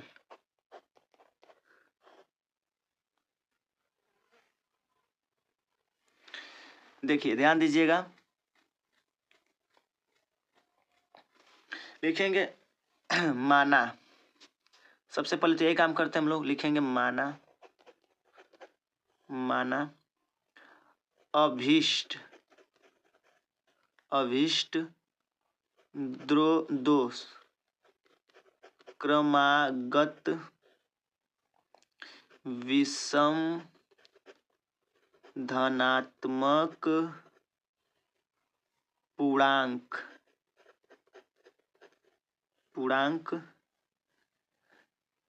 x, x+2 है। ठीक है, एक x और दूसरा x+2 है। ये ध्यान दीजिएगा, बोला है धनात्मक विषम धनात्मक पूर्णांक, तो पहला x होता है तो दूसरा x+2 होता है। ये ध्यान दीजिएगा। ठीक है, तब लिखेंगे आगे, तब प्रश्नानुसार क्या होगा, बोला है कि ऐसे 2 क्रमागत विषम धन पूर्णांक को ज्ञात कीजिए जिसके वर्गों का योगफल। तो इनके वर्गों का योगफल, इसका मतलब x का स्क्वायर अब प्लस इसका स्क्वायर, और इनका योगफल कितना दिया है, 290। बस यही तो काम करना था, आसान हो गया सवाल। तो ये हो जाएगा x का स्क्वायर प्लस में 4 प्लस में 2 दूना के 4x बराबर में 290। अब ये हो जाएगा 2x², ये हो जाएगा 4x, और ये हो जाएगा इधर आएगा तो माइनस में, ये हो जाएगा 286 बराबर में 0। ठीक है, अब सवाल को और इजी अगर करना है तो लिख सकते हैं, समीकरण में 2 से भाग देने पर, तो ये हो जाएगा अगला समीकरण, x का स्क्वायर प्लस में 2x, ये हो जाएगा 2 एक में 2, 2 चौके 4, ये हो जाएगा इतना। ठीक है, 2 से भाग देना है इसमें। ठीक है, पूरे में ध्यान दीजिएगा। अब हमारा ये हो गया, तो अब हम इसका गुणनखंड कर देंगे, इजीली हो जाएगा काम। अब बताइए 143 लाना है। ठीक है, 143, तो क्या किसी पारा में 143 चला आता है, तो कह सकते हैं हाँ, 11 पारा में आता है 13 बार में। कितनी बार में, 13 बार में आता है। तो हम कह सकते हैं एक्स का स्क्वायर प्लस में 13x 11x माइनस में 143 बराबर 0। ठीक है, ध्यान दीजिएगा। अब यहाँ से x कॉमन होगा तो x प्लस 13 हो जाएगा, और यहाँ से 11 कॉमन लेंगे तो x, और यहाँ से माइनस बाहर हो जाएगा तो प्लस हो जाएगा, और यहाँ से बचेगा कितना 13 बराबर 0। यहाँ आगे देखिए ये हो जाएगा x प्लस 13 और ये x माइनस 11 बराबर 0। ठीक है, यहाँ आगे x प्लस 13 बराबर 0 या x माइनस 11 बराबर 0। आगे x बराबर में माइनस 13 और या x बराबर में 11। ठीक है,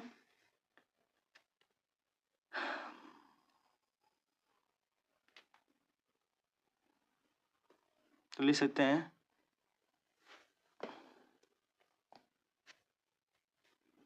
अतः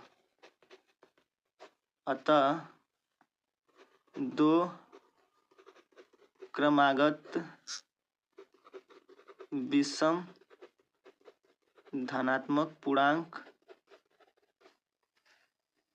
पहला x था तो x का मतलब देखिए ऋणात्मक कभी होता नहीं है, जब भी होगा धनात्मक होगा, तो x बराबर 11, और दूसरा क्या था x प्लस 2 था, तो हम ये कह सकते हैं कि 11 प्लस 2 इक्वल टू 13। तो पहला जो है क्या हो जाएगा 11, दूसरा क्या हो जाएगा 13। ठीक है, तो उम्मीद है कि आपको सवाल समझ में आ गया होगा कि हमारे कहने का मतलब यहाँ पे क्या था। ठीक है, तो कभी भी जो x का मान हम ऋणात्मक नहीं लेते हैं, हमेशा धनात्मक ही लेते हैं, और धनात्मक पूछा ही था। ठीक है, तो उम्मीद है कि आपको समझ में आ गया होगा। ठीक है, यहाँ इसलिए लिख लेंगे। ठीक है, क्लियर है। चलिए आगे देखिए सवाल क्या कर रहा है। फिर वैसे सवाल है, फिर उम्मीद है कि आपको सवाल समझ में आ गया होगा। ठीक है, हो सकता है सॉरी अगर गलत दिखाई नहीं दिया हो तो आप अब से देख लीजिए सलूशन। ठीक है, चलिए आगे जो है हम लोग आगे सवाल को समझते हैं क्या कर रहा है। कर रहा है दो क्रमागत धन पूर्णांक सम संख्याओं के वर्गों का योग 340 से संख्या ज्ञात की। देखिए ये भी क्वेश्चन 2023 में पूछा गया है, यानी रिपीटेड सब क्वेश्चन है। ठीक है, क्या है सब के सब जो है रिपीटेड क्वेश्चन है, तो फिर हम लोग वही काम करेंगे।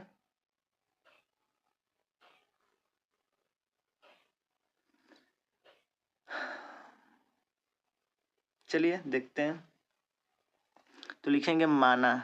पहले क्या करते हैं, सॉल्यूशन जब करते हैं तो लिखते हैं हम लोग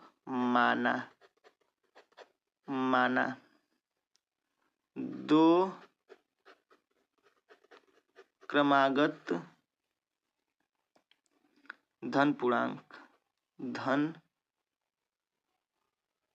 विषम पूछा है ना, विषम सम धनात्मक पूर्णांक,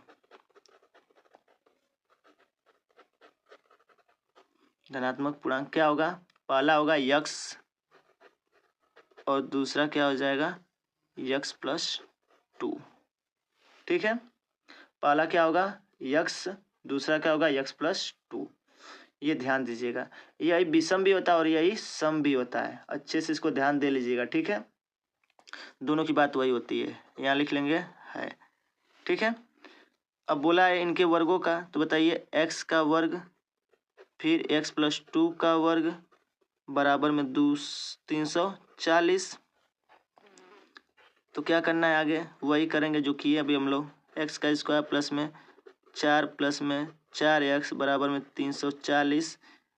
फिर वही सोल्यूशन है 2x स्क्वायर प्लस में 4x, और ये हो जाएगा घटेगा तो कितना हो जाएगा माइनस में 336 बराबर 0। तो पूरे में हम 2 से भाग करेंगे, लिखेंगे समीकरण में 2 से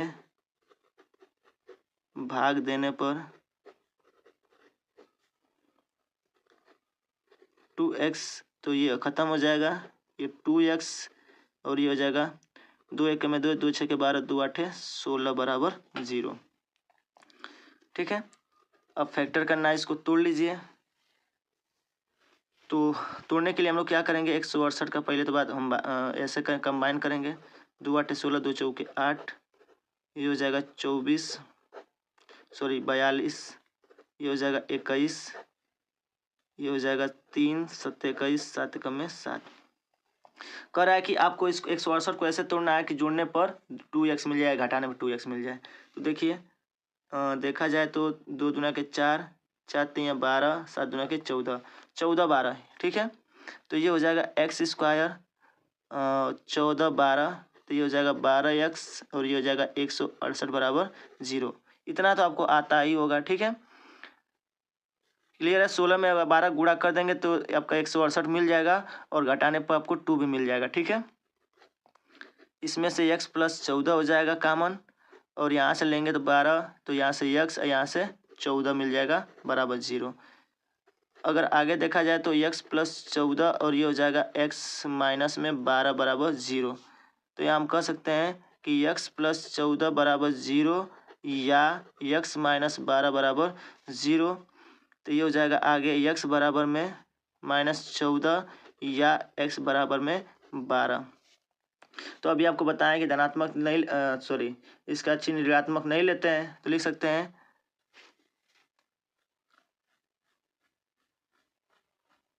और धनात्मक लेना है तो कह सकते हैं क्या, अतः, ठीक है। अतः अभिष्ट संख्या क्या हो जाएगा, पहले को हम x माने थे तो ये हो जाएगा 12, ऋणात्मक नहीं लेते ध्यान है इसलिए इसको नहीं लेंगे। अब फिर एक होगा x प्लस 2 बराबर में 12 प्लस 2 यानी कि 14। तो एक 12 एक 14, देखिए दोनों का अंतर कितना है, 2 का अंतर है, ठीक है। तो उम्मीद है कि आपको समझ में आ रहा होगा, ठीक है। कुछ ज़्यादा डिफिकल्ट तो है नहीं, बस थोड़ा सा आपको ध्यान देना है, फोकस करना है, आपको जो क्वेश्चन है इजीली समझ में आ जाएगा, ठीक है। तो चलिए अब आगे जो है क्वेश्चन हम लोग देखते हैं। फिर देखिए आगे और बहुत बेहतर क्वेश्चन है। कह रहा है कि 2 क्रमागत धन पूर्णांक ज्ञात कीजिए जिसके वर्गों का योग 365 है। और देखिए ये क्वेश्चन 2023 और 2024 में क्वेश्चन पूछा गया है, ठीक है। तो चलिए आगे देखते हैं इसको भी हल। देखिए ये क्वेश्चन 3-4 क्वेश्चन है, उसको देख लीजिए अच्छे से, ठीक है। माना 2 क्रमागत धन पूर्णांक, देखिए ना तो इसमें विषम की बात किया है और ना ही सम की बात किया है, ठीक है। तो माना 2 क्रमागत धन पूर्णांक x तथा x प्लस 1 है, ठीक है। तब प्रश्नानुसार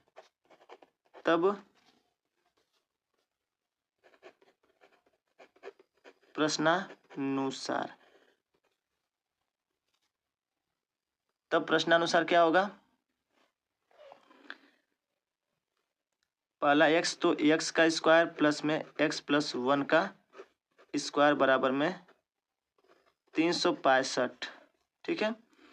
तो अब हम लोग आगे क्या करेंगे, x का स्क्वायर इसका वर्ग कर देंगे और प्लस में इसका वर्ग और प्लस में ये हो जाएगा 2x बराबर में 365।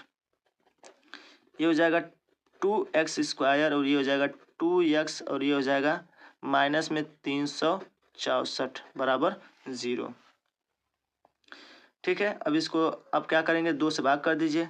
तो लिख सकते हैं हम लोग समीकरण में 2 से भाग देने पर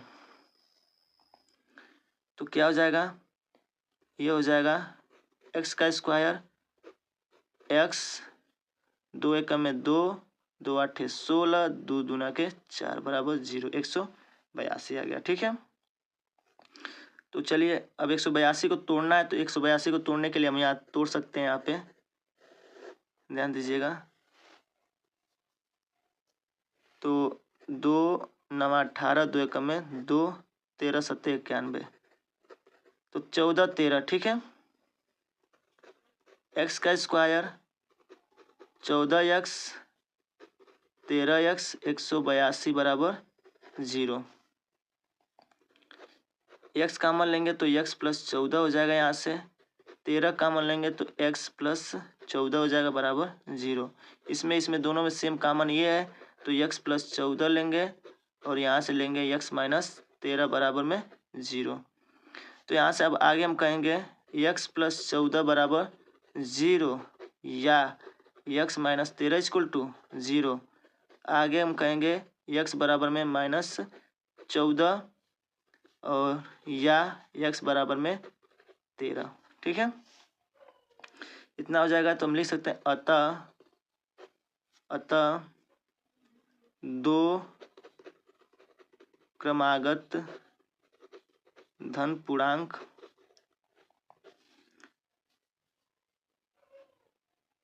तेरह और 13 प्लस 1 इक्वल टू 14, 13 और 14 हो जाएंगे। ठीक है, तो उम्मीद है कि आपको सलूशन समझ में आपको अच्छे तरीके से आ रहा होगा। ठीक है, चलिए साथियों, अब आगे हम लोग चलते हैं 14वें क्वेश्चन पे। अब जो है बड़ा जबरदस्त क्वेश्चन है। ठीक है, दो संख्याओं के वर्गों का अंतर 180 है। छोटी संख्या का वर्ग बड़ी संख्या का 8 गुना है। दोनों संख्याएं ज्ञात कीजिए। और ये क्वेश्चन जो है 2024 है 2024 में, सॉरी 2020 2022 और 2024 में क्वेश्चन पूछा जा चुका है। ठीक है, चलिए अब इसका हम लोग क्या देखेंगे, सलूशन, इसका हल। देखिए, दो संख्याओं के वर्गों का अंतर, कोई बात नहीं है, तो हम यहाँ पे सवाल को क्या करना होगा, समझना होगा। ठीक है, तो मान लेते हैं, माना छोटी संख्या x तथा बड़ी संख्या y है। ठीक है, देखिए बोला है यहाँ पे छोटी संख्या का वर्ग बड़ी संख्या का 8 गुना, इसलिए इसको छोटी संख्या x को और बड़ी संख्या y को मान के चल रहे हैं। ठीक है, तब प्रश्नानुसार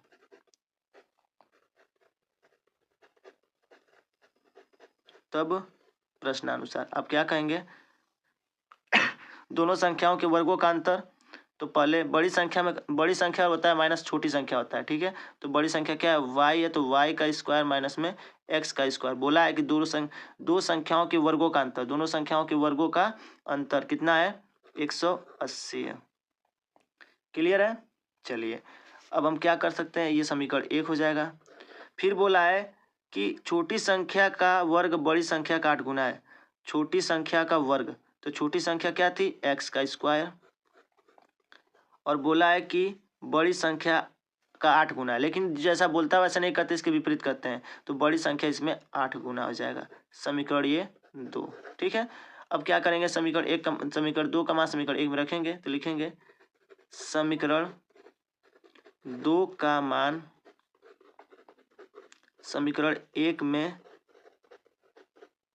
रखने पर, तो अब क्या कहेंगे, x स्क्वायर का मान है 8x और ये हो जाएगा 180। तो हम लोग क्या कहेंगे आगे, इसको इधर लेके आ जाएंगे, y स्क्वायर 8x 180 बराबर में 0। अब इसी का फैक्टर करना है, 8 दाम में 80, 18 दाम में 180। तो कह रहा है कि ऐसी दो संख्या बताइए जिनका अगर आपस में हम गुणा कर दे तो 180 हो जाए और घटाने पर कितना जाए, 8 आ जाए। ठीक है, तो आप कहेंगे 18 दाम में 180, तोड़ लेंगे इस तरीके से।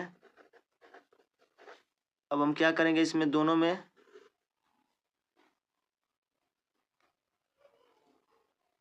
कहीं तो सवाल गलती है, देखिए यहाँ पे y होगा, यहाँ भी y होगा। ठीक है, तो ये हो जाएगा y यहाँ भी होगा, y यहाँ भी होगा।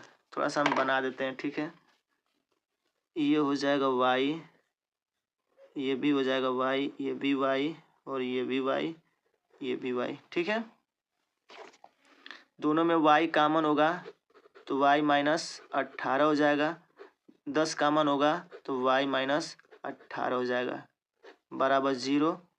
तो आप कह सकते हो y माइनस 18 बराबर 0 या y प्लस 10 इक्वल टू 0। कह सकते हैं y बराबर 18 या y बराबर में -10।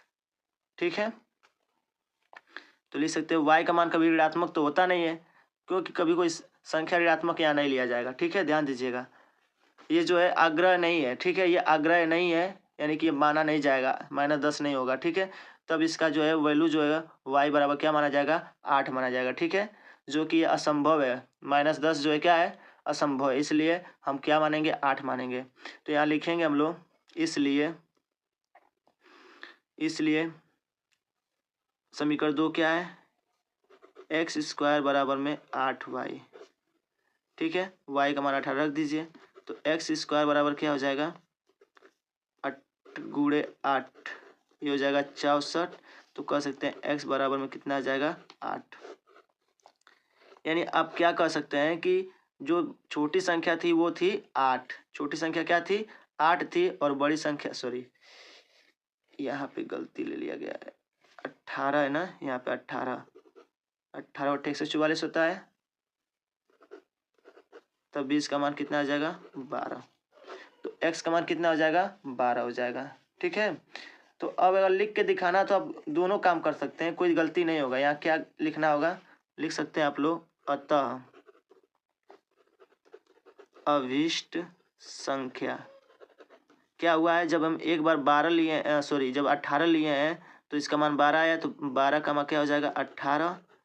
फिर दूसरा कह सकते हैं कि y का मान अगर 10 है, -10 है, तो इसका मान कितना आ जाएगा, कह सकते हैं यहाँ पे रखने के बाद 8 दाम में 80, माइनस में 80, कुछ गलती हो रहा है, 12 और 18 हो रहा है।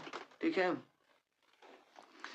इसकी वैल्यू को रख देंगे यहाँ पे 10, तो 10 बटे 80 हो जाएगा ना।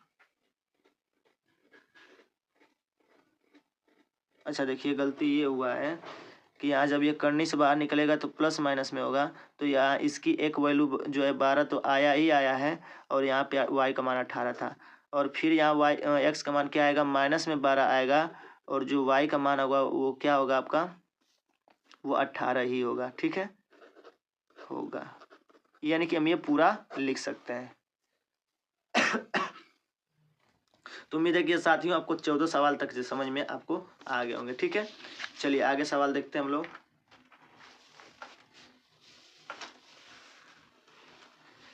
देखिए अब आगे जो है ये आ गया रेलगाड़ी संबंधित सवाल, आगे हमको लग रहा है और सवाल है, देखिए इधर है, नहीं सही है, क्लियर हो गया क्या सवाल, नहीं देखिए ये भी सवाल है। ठीक है, आगे 15वां सवाल कि दो संख्याओं का योग 8 है तथा उनके व्युत्क्रमों का योग 8/15 है, तो संख्याएं ज्ञात कीजिए। ठीक है, बड़ा ही बढ़िया सवाल है, बहुत ही जबरदस्त सवाल है। अब इसको थोड़ा सा आपको ध्यान देना पड़ेगा। ठीक है, अगर ध्यान नहीं देंगे तो सवाल ये नहीं लगेगा। अब ये क्वेश्चन देखिए, रिपीटेड क्वेश्चन है, 2022 में पूछा है, 2024 में पूछा है। ठीक है, तो चलिए हम लोग क्वेश्चन सोल्यूशन करते हैं। तो दो संख्याओं का योग 8 है और तथा उनके व्युत्क्रमों का योग 8/15। कितना अच्छा सवाल है, बहुत ही इजी है। ठीक है,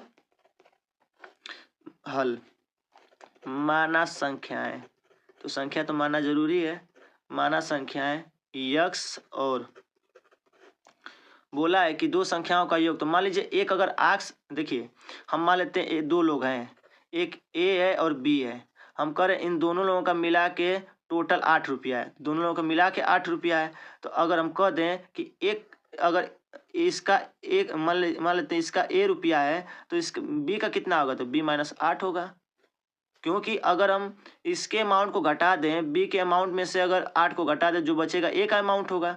मतलब वही है कि दो संख्याओं का योग 8 है, तो इसका मतलब एक संख्या अगर एक्स है तो दूसरी संख्या क्या होगी, x - 8 होगी। काफी इजी है। ठीक है, तब प्रश्नानुसार,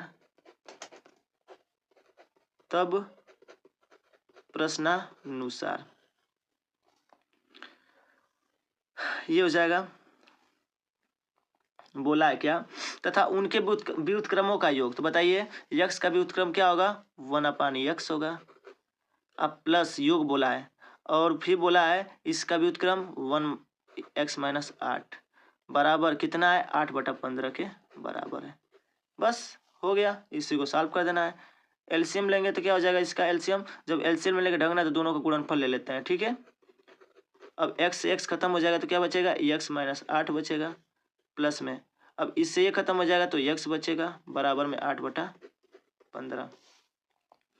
तो अब बताइए x माइनस 8, ये x का स्क्वायर, ये हो जाएगा 8x, ये हो जाएगा 8/15, ठीक है। अब बताइएगा ये हो जाएगा 2x 8 और ये हो जाएगा x स्क्वायर और ये हो जाएगा 8x 8/15, ठीक है। अब इसका उड़ेदा कर लिए 15 दूना के 30, 15/120, ये हो जाएगा 8x स्क्वायर और 8/64x, ठीक है। इजी है काफी।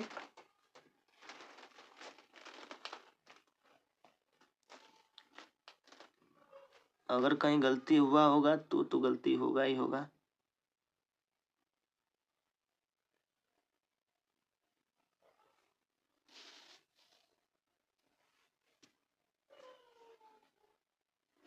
देखिए यहाँ गलती हो गया ना, यहाँ समझाया ही गलती आपको है।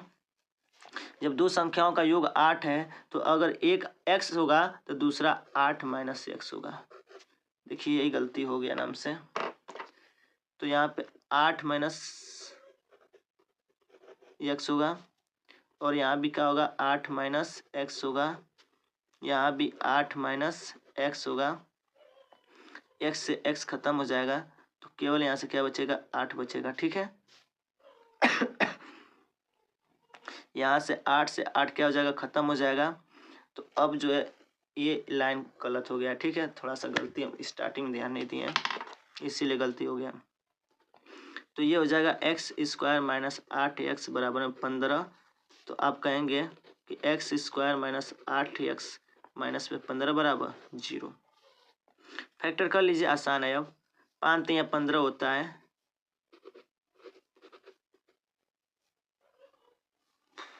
5 3 15, x माइनस 5 और ये हो जाएगा 3 कॉमन लेंगे तो ये हो जाएगा x माइनस में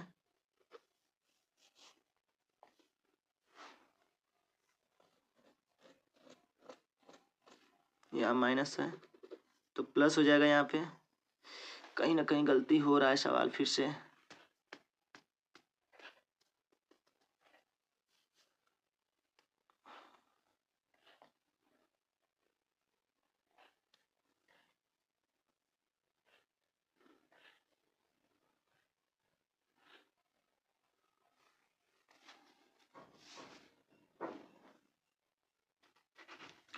देखिए साथियों गलती जो है हमारा यहीं से है, क्योंकि यहाँ पे जब यहाँ पे 8 माइनस भी x होगा, ठीक है। यहाँ भी जो है आपका ये हो जाएगा, पहले होगा ये चीज़ इधर हो जाएगा, माइनस में 8x स्क्वायर हो जाएगा और ये प्लस में x स्क्वायर हो जाएगा, ठीक है। ये चीज़ होगा, सॉरी ये प्लस में ये माइनस में होगा, ठीक है। तो मेन देखिए आपको हम समीकरण बता दे रहे हैं क्या बनेगा।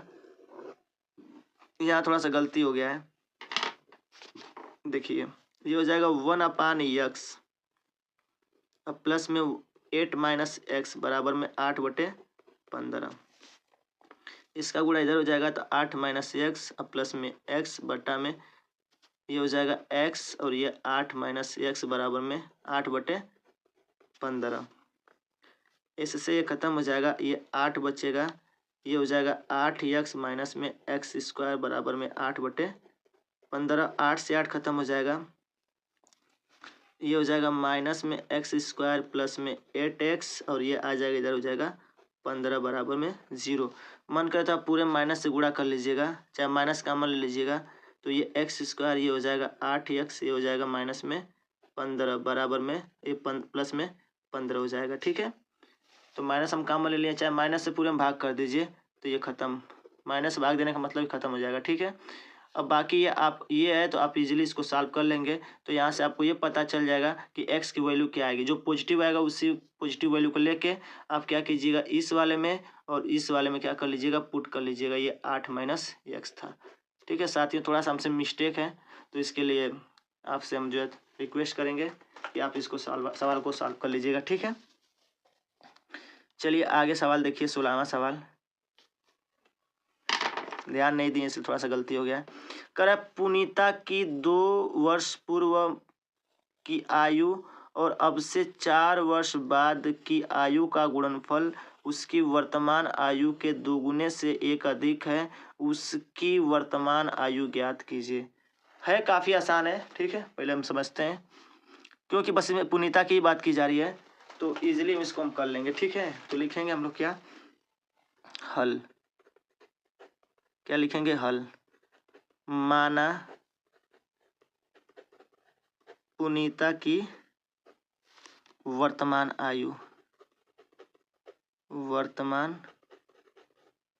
आयु x वर्ष है, ठीक है। तब क्या बोला है, 2 वर्ष पूर्व, तब 2 वर्ष पूर्व, 2 वर्ष, तब 2 वर्ष पूर्व की आयु x माइनस 2 हो जाएगा, ठीक है, वर्ष हो जाएगा। क्लियर है। अब फिर क्या बोला है, अब से 4 वर्ष बाद, लिखिए अब से 4 वर्ष बाद की आयु। पहले क्या था, x माइनस 2 था, सॉरी x प्लस 4 हो जाएगा। अब से बोला है तो यानी x था तो x प्लस 4 हो जाएगा। फिर बोला है आयु का गुणनफल, तो बाद की आयु का गुणनफल, अब से 4 वर्ष बाद की आयु का गुणनफल उसकी वर्तमान आयु के 2 गुने से। तो देखिए प्रश्नानुसार जो कर है वो करिए काम। प्रश्नानुसार पहला क्या है, 2 वर्ष पूर्व की आयु x माइनस 2 और जो है 4 वर्ष बाद की आयु x प्लस 4। बोला है कि इन दोनों का गुणनफल कितना कह रहा है कि उसकी वर्तमान आयु के दुगने से, वर्तमान आयु x था तो इसका दुगना क्या हो जाएगा 2x, और इस 2x से 1 अधिक है। हो गया, इसी को सॉल्व कर लीजिए। देखिए इसको सॉल्व कर लेते हैं हम लोग। ये हो जाएगा x का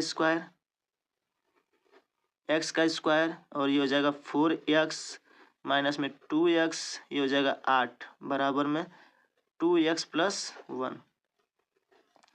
x का स्क्वायर ये हो जाएगा प्लस में 2x और ये हो जाएगा 8 बराबर में 2x प्लस में 1, ठीक है। 2x से 2x खत्म तो x स्क्वायर बराबर माइनस 8 बराबर 1, तो x स्क्वायर बराबर में 1 प्लस 8 तो x स्क्वायर बराबर में 9। तो कह सकते हैं आगे x करनी में 9 तो क्या हो जाएगा, ये हो जाएगा प्लस माइनस में 3। लिख सकते हैं कि एज कभी माइनस में तो होता है नहीं, तो हम कह सकते हैं कि कह सकते हैं पुनीता की आयु कभी ऋणात्मक नहीं हो सकती। x बराबर क्या लेंगे, 3 लेंगे। देखिए एक बार x बराबर x 3 आएगा, एक बार माइनस 3 आएगा, तो माइनस 3 हम एज नहीं लेंगे, ठीक है, कभी ऋणात्मक में नहीं होता है। इसलिए x बराबर 3, तो कह सकते हैं अतः पुनीता की वर्तमान आयु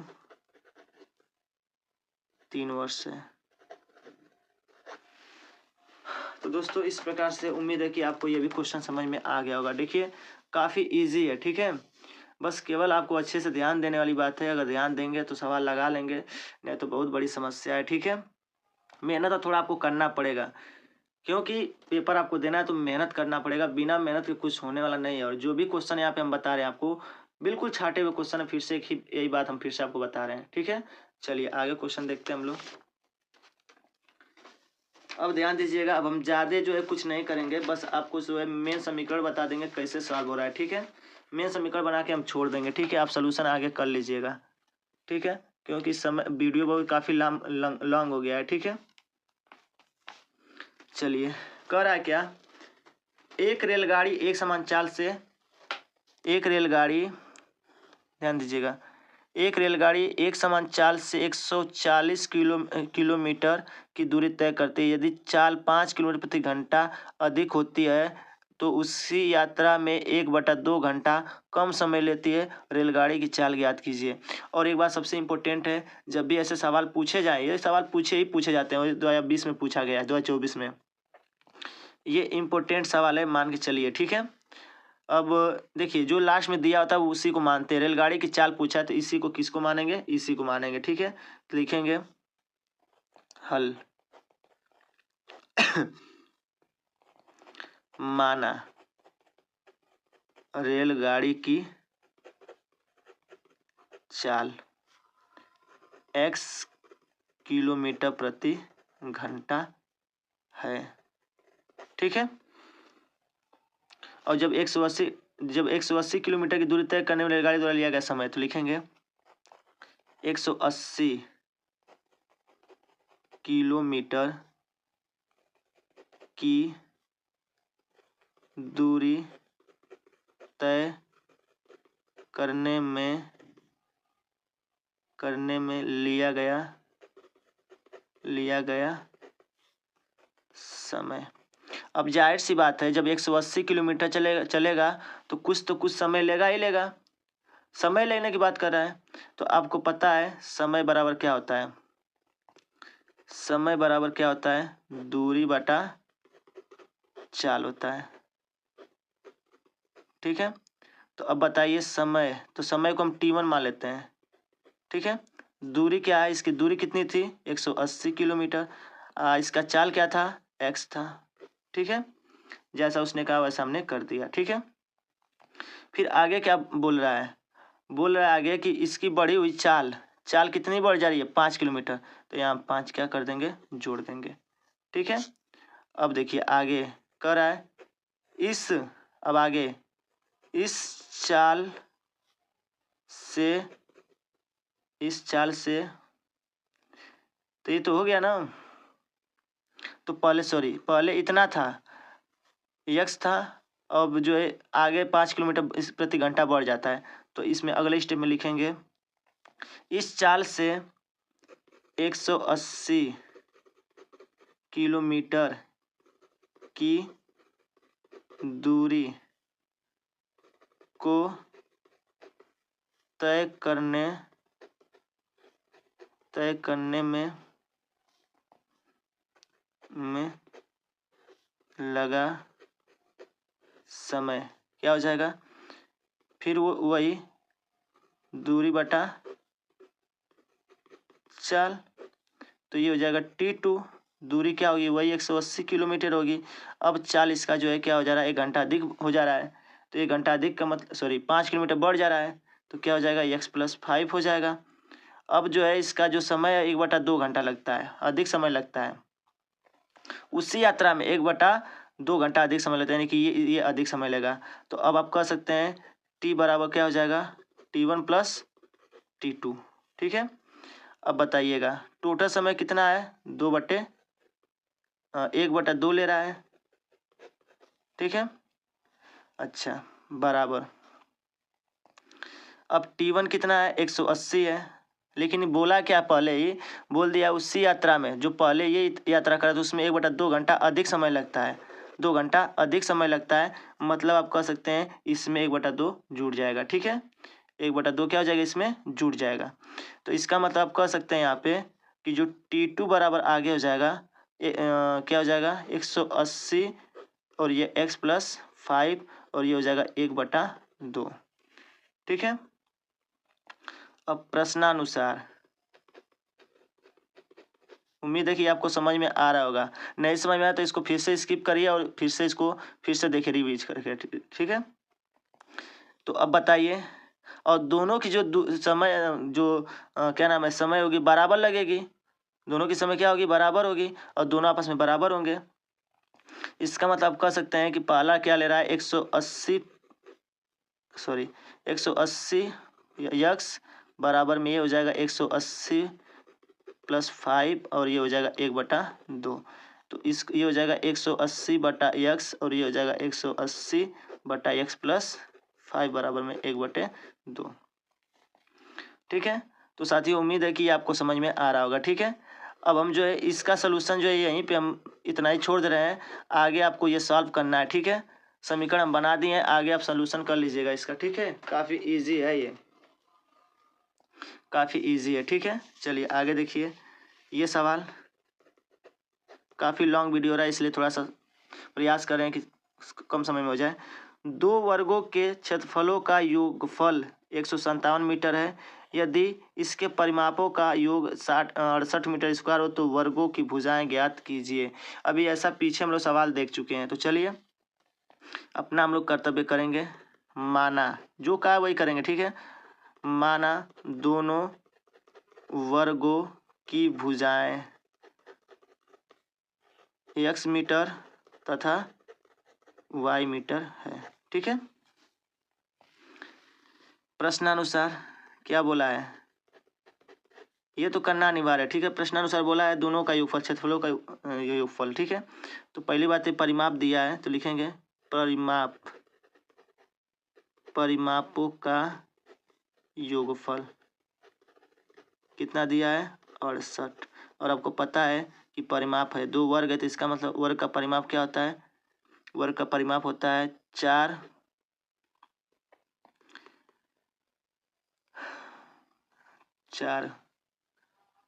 परिमाप है ना, तो 4 गुणे भुजा होता है, 4 गुणे क्या होता है भुजा होता है। तो दोनों भुजाओं, दो वर्ग हैं। ठीक है, तो पहले वर्ग का क्या होगा 4 गुणे भुजा यानी कि x, और फिर दूसरे वर्ग का क्या होगा 4 गुणे y, और दोनों का योगफल कितना है 68। और सवाल में क्या बोला है दोनों के ये हो गया ना 68। अब फिर अब अगर इसको सॉल्व करें तो x प्लस वाई बराबर क्या हो जाएगा 17 चौके 68, ये हो जाएगा समीकरण 1। यानी यहाँ तक जो बोला है वो कर दिया, अभी क्षेत्रफल वाला बचा है। ठीक है, तो देखिए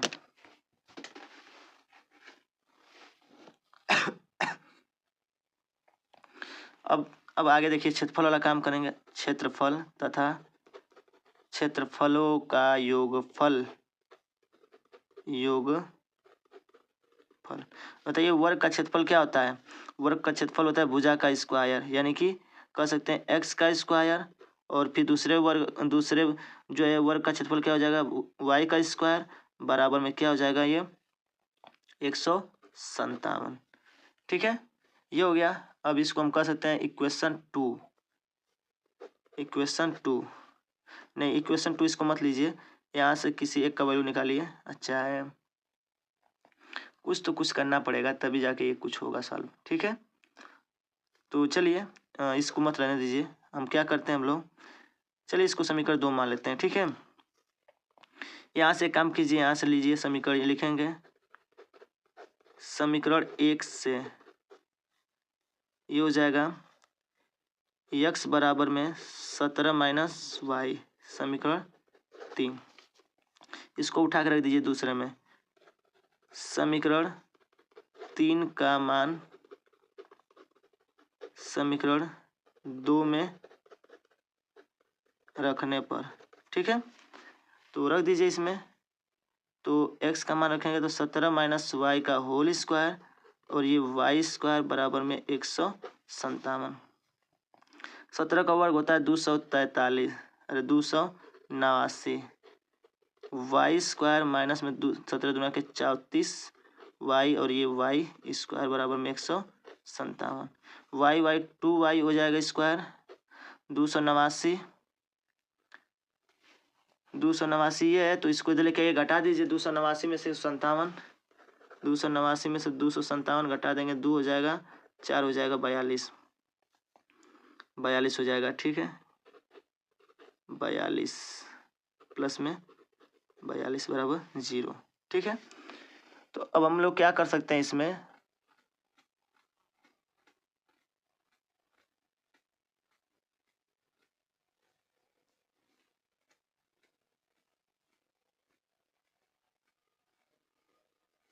एक 157 घटाना है तो 142 हो जाएगा। ठीक है, अब क्या कीजिए पूरे में 2 से भाग कर दीजिए, 142 ही होगा ना, नहीं 8 में से 5 जाएगा 3 हो जाएगा 132, पूरे में 2 से भाग कर दीजिए, वाई स्क्वायर 17 वाई और प्लस में 6 6। अब ये आया, अब इसका फैक्टर कर लीजिएगा, ठीक है। फैक्टर करने के बाद जो आएगा बस आप पॉजिटिव वैल्यू लीजिएगा और पॉजिटिव वैल्यू लेकर आप दिखा दीजिएगा और मेन इसी में ले जाके पुट कर लीजिएगा, इस वाले में और इस वाले में, बस आपका काम हो जाएगा, ठीक है। तो साथियों काफ़ी लॉन्ग वीडियो हो रहा है, ठीक है। 18 सवाल हो गए हैं, आगे देखिए 2 और सवाल बचे हुए हैं, आपको हम जो बता देते हैं, ठीक है। और इस प्रकार से आपका ये हो जाएगा खत्म, ठीक है।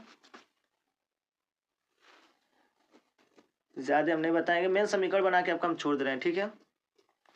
अब देखिए आगे, 2 वर्गों के क्षेत्रफलों का योग 117 मीटर है। अब इस सवाल को बताया 19 में 23 में पूछा है, ठीक है। क्या पूछा है? 2 वर्गों के क्षेत्रफलों का योग 117 मीटर स्क्वायर यदि उनके परिमापों का अंतर, ठीक है। तो हम क्या करेंगे, लिख लेंगे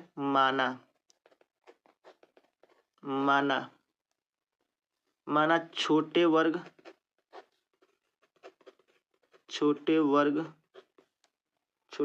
की भुजा x तथा बड़े वर्ग की भुजा y है, ठीक है। अब बोला देखिए परिमाप बोला है उनके परिमापों का अंतर, तो लिखेंगे छोटे वर्ग का परिमाप प्रश्नानुसार, यहाँ लिख लीजिएगा, माइनस में बड़े वर्ग का परिमाप 12 मीटर, ठीक है। अच्छा एक चीज़ और है, बड़े वाले का पहले लिख लीजिएगा क्योंकि बड़े में से छोटे को घटाया जाता है, ठीक है। तो बड़े वर्ग का परिमाप क्या हो जाएगा, बड़ी भुजा क्या थी, y थी, तो बड़े वर्ग का परिमाप क्या हो जाएगा 4y, और ये हो जाएगा 4x, और ये हो जाएगा 12, y माइनस एक्स बराबर क्या हो जाएगा 4 3 12। ये आपका समीकरण 1 हो जाएगा, ठीक है, कोई दिक्कत नहीं होनी चाहिए। अब बोला है दो वर्गों के क्षेत्रफलों का योग, तो लिख सकते हैं छोटे वर्ग का क्षेत्रफल, तो क्या हो जाएगा, वर्ग का क्षेत्रफल क्या होता है, वर्ग का क्षेत्रफल, तो भुजा का स्क्वायर यानी कि हो जाएगा x का स्क्वायर, फिर बड़े वर्ग का क्षेत्रफल क्या हो जाएगा y का स्क्वायर, और इनका योगफल बोला है, तो x का स्क्वायर प्लस y का स्क्वायर बराबर कितना दिया है 117 दिया है। 2 वर्गों के क्षेत्रफलों का योग कितना है 117 है, समीकरण 2 हो गया। फिर यहाँ समीकरण लिखेंगे 1 से, समीकरण 1 से क्या बोलेंगे आप, y बराबर में 3 प्लस x, समीकरण 3 लिख लीजिएगा। समीकरण 3 का मान समीकरण 2 में रखने पर तो ये हो जाएगा x का स्क्वायर प्लस में 3x प्लस का होल स्क्वायर बराबर में 117। अब आगे आपको इसी का समीकरण को सॉल्व कर देना है, ठीक है। समीकरण को हम सॉल्व कर देते हैं, आगे सॉल्व कर लीजिएगा, ठीक है। x का स्क्वायर 3 3 के 9, x स्क्वायर 2 3 6x बराबर में 117, 2x स्क्वायर 6x माइनस इधर आ जाएगा तो कितना हो जाएगा, ये 17 है तो ये हो जाएगा आपका 108 बराबर में 0, ठीक है। तो साथियों यहाँ तक उम्मीद है कि आपको समझ, चाहे 2 से भाग कर लीजिए, x का स्क्वायर प्लस में 3x माइनस में 54 बराबर में 0। अब यहाँ तक हम आपका सॉल्व कर दिए हैं। अब यहाँ सॉल्व करने के बाद जो है x की वैल्यू निकाल लीजिएगा और इस x की वैल्यू ले जाके जो है आप जो माने यहाँ पे x और y यहाँ पुट कर लीजिएगा, आपका मेन पता चल जाएगा कि दोनों वर्गों की भुजाएं ज्ञात कीजिए। तो पहले वर्ग की भुजा क्या होगी, दूसरे वर्ग की भुजा क्या होगी, तो यहाँ से x की वैल्यू निकलेगी, जो x की वैल्यू निकलेगी ले जाके फिर इस समीकरण में क्या कर लीजिएगा, इसमें पुट कर लीजिएगा, ठीक है। इस समीकरण में पुट कर लीजिएगा और जब इस समीकरण में आप पुट कर लेंगे तो आपका पूरा का पूरा क्या हो जाएगा, एक्स और वाई का मान निकल जाएगा। ठीक है, अब देखिए सबसे आखिरी क्वेश्चन। धीरे धीरे तो आपका वीडियो जो है 1 घंटा 34 मिनट हो गया है। चलिए आगे क्वेश्चन देखिए, लास्ट सवाल 20वां क्वेश्चन। एक मोटर बोट जिसकी स्थिर जल में चाल 18 किलोमीटर प्रति घंटा है, मीटर नहीं होना चाहिए, किलोमीटर है, ठीक है, किलोमीटर होना चाहिए, किलोमीटर होना चाहिए। देखिए यहाँ पे ये किमी होगी, ठीक है। 24 किलोमीटर धारा के प्रतिकूल जाने में वही दूरी धारा के अनुकूल जाने की अपेक्षा 1 घंटा अधिक समय लेती है, 1 घंटा अधिक लेती है, तो धारा की चाल ज्ञात कीजिए। जस्ट अभी हम लोग पीछे सवाल ऐसे ही लगाए, ठीक है।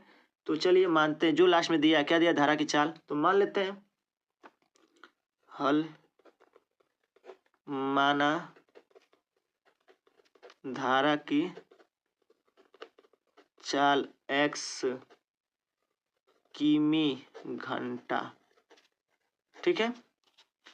फिर क्या बोला है, अब हमको ये भी नहीं पता है कि उसकी स्थिर जल में सॉरी आगे लिखिए जो बोला है, मोटर बोट जिसकी स्थिर जल में चाल 18 किलोमीटर प्रति घंटा, तो लिख लीजिए मोटर बोट की स्थिर जल में चाल 8 किलोमीटर प्रति घंटा, ठीक है। अब देखिए प्रतिकूल मतलब होता है माइनस, अनुकूल मतलब होता है प्लस। जब अनुकूल की बात करेगा तो प्लस करते हैं और जब प्रतिकूल की बात करता है तो माइनस करते हैं, ठीक है। तो अब देखिए बोला है मोटर जिसकी स्थिर जल में चाल 18 किलोमीटर प्रति घंटे है और 24 किलोमीटर धारा के प्रतिकूल जाने में, देखिए 24 किलोमीटर प्रतिकूल जाने की बात कर रहा है, तो लिखेंगे मोटर बोट की धारा के प्रतिकूल जाने में चाल, लिखेंगे मोटर बोट की धारा के प्रतिकूल जाने में चाल। अब बताइए, बोला है कि 18 किलोमीटर, देखिए 18 किलोमीटर है तो क्या हो जाएगा, प्रतिकूल मतलब माइनस, तो 18 माइनस क्या हो जाएगा x, ठीक है, क्या हो जाएगा x किलोमीटर प्रति घंटा। देखिए पहले इसका देखिए स्थिर जल में चाल इसका क्या था, x था, लेकिन जो है ये प्रतिकूल जा रहा है 18 किलोमीटर, तो 18 माइनस से x हो जाएगा, ठीक है। यही आपको नोटिस करना है, याद रखिएगा। अब चूंकि इसलिए 24 किलोमीटर धारा के अनुकूल, नहीं प्रतिकूल है ना, हाँ प्रतिकूल जाने में लगा समय। तो आपको पता है समय बराबर क्या होता है, दूरी बटा चाल होता है। समय बराबर दूरी इसकी क्या थी, इसकी दूरी 24 किलोमीटर थी और इसकी चाल क्या हो गई है, 18 माइनस एक्स हो गया है, ठीक है, 18 माइनस एक्स घंटे, ये हो गया। अब देखिए वही चीज जो यहाँ पे लिखा है, लिखेंगे फिर मोटर बोट की धारा के अनुकूल, अब फिर अनुकूल जा रहा है, देखिए बोला आगे वही दूरी धारा के अनुकूल जाने की अपेक्षा 1 घंटा अधिक समय लेता है, अनुकूल जाने में लगा समय।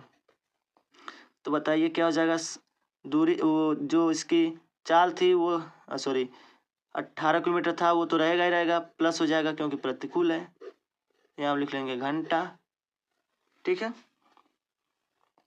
उसके बाद फिर लिखेंगे वही चीज फिर कि इसलिए 24 किलोमीटर धारा के अनुकूल जाने में लगा समय बराबर क्या हो जाएगा, फिर वही समय बराबर दूरी बटा चाल। अब देखिए दूरी इसकी तो वही होगी 24 ही होगी और 40 की अब ये क्या हो गई 18 + x हो गई। लेकिन बोला है अब कि पहले की अपेक्षा जो है जो अनुकूल जाने की अपेक्षा 1 घंटा अधिक समय लेता है, यानी अनुकूल जो है 1 घंटा अधिक समय ले रहा है। इसका मतलब यहाँ पे हम क्या करेंगे, अनुकूल 1 घंटा अधिक समय लेता है, अनुकूल 1 घंटा अधिक समय लेता है। तो हम क्या कहेंगे 24 + 18 + x बराबर क्या हो जाएगा +1 हो जाएगा। ठीक है, अब क्या कीजिएगा लास्ट में हम बता दे रहे हैं, आप इतना कर लीजिएगा। ठीक है, प्रश्नानुसार क्या बनेगा वो देख लीजिए। प्रश्नानुसार वही जिसमें जो काम पिछले वाले सवाल में किए थे बराबर, तो वही हम काम करेंगे क्योंकि दोनों की चालें क्या होंगी बराबर होंगी।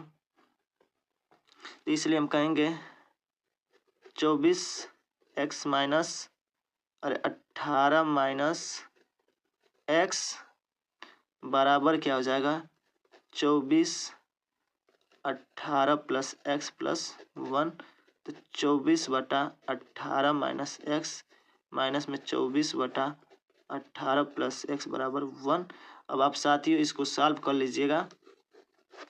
जो यहाँ से x की वैल्यू आएगी उसी x की वैल्यू को यहाँ पुट कर लीजिएगा, वही मान धारा की जो है चाल पूछा है। ठीक है, तो साथियों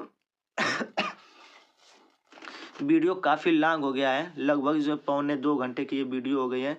इसलिए जो है हम आप अच्छे से इसको देख लीजिए क्वेश्चन, बाकी तो आप जानते होंगे सलूशन कैसे होगा। यहाँ तक हम करके दिखा दिए। देखिए जैसे ही भारतीय में लिखे हैं वैसे आपको इसका लिखना पड़ेगा, तभी जाके आपको टोटल नंबर मिलेगा। ठीक है, तो ये जो सवाल जितने थे ये सब इम्पोर्टेंट सवाल थे। तो उम्मीद है कि आपको सब अच्छे समझ में आ गया होगा। चलिए चैनल पर नए तो चैनल सब्सक्राइब कर लीजिएगा। हम आएंगे अपने नेक्स्ट वीडियो में जो है अगले चैप्टर को लेकर समांतर श्रेणी के रिलेटेड क्वेश्चन जो 2023 से 2024 में पूछे गए और जो आने के भी चांसेस रहेंगे। ठीक है, तो तब तक के लिए जय हिंद, जय भारत, खुश रहिए, मस्त रहिए, बड़ों का सम्मान कीजिए।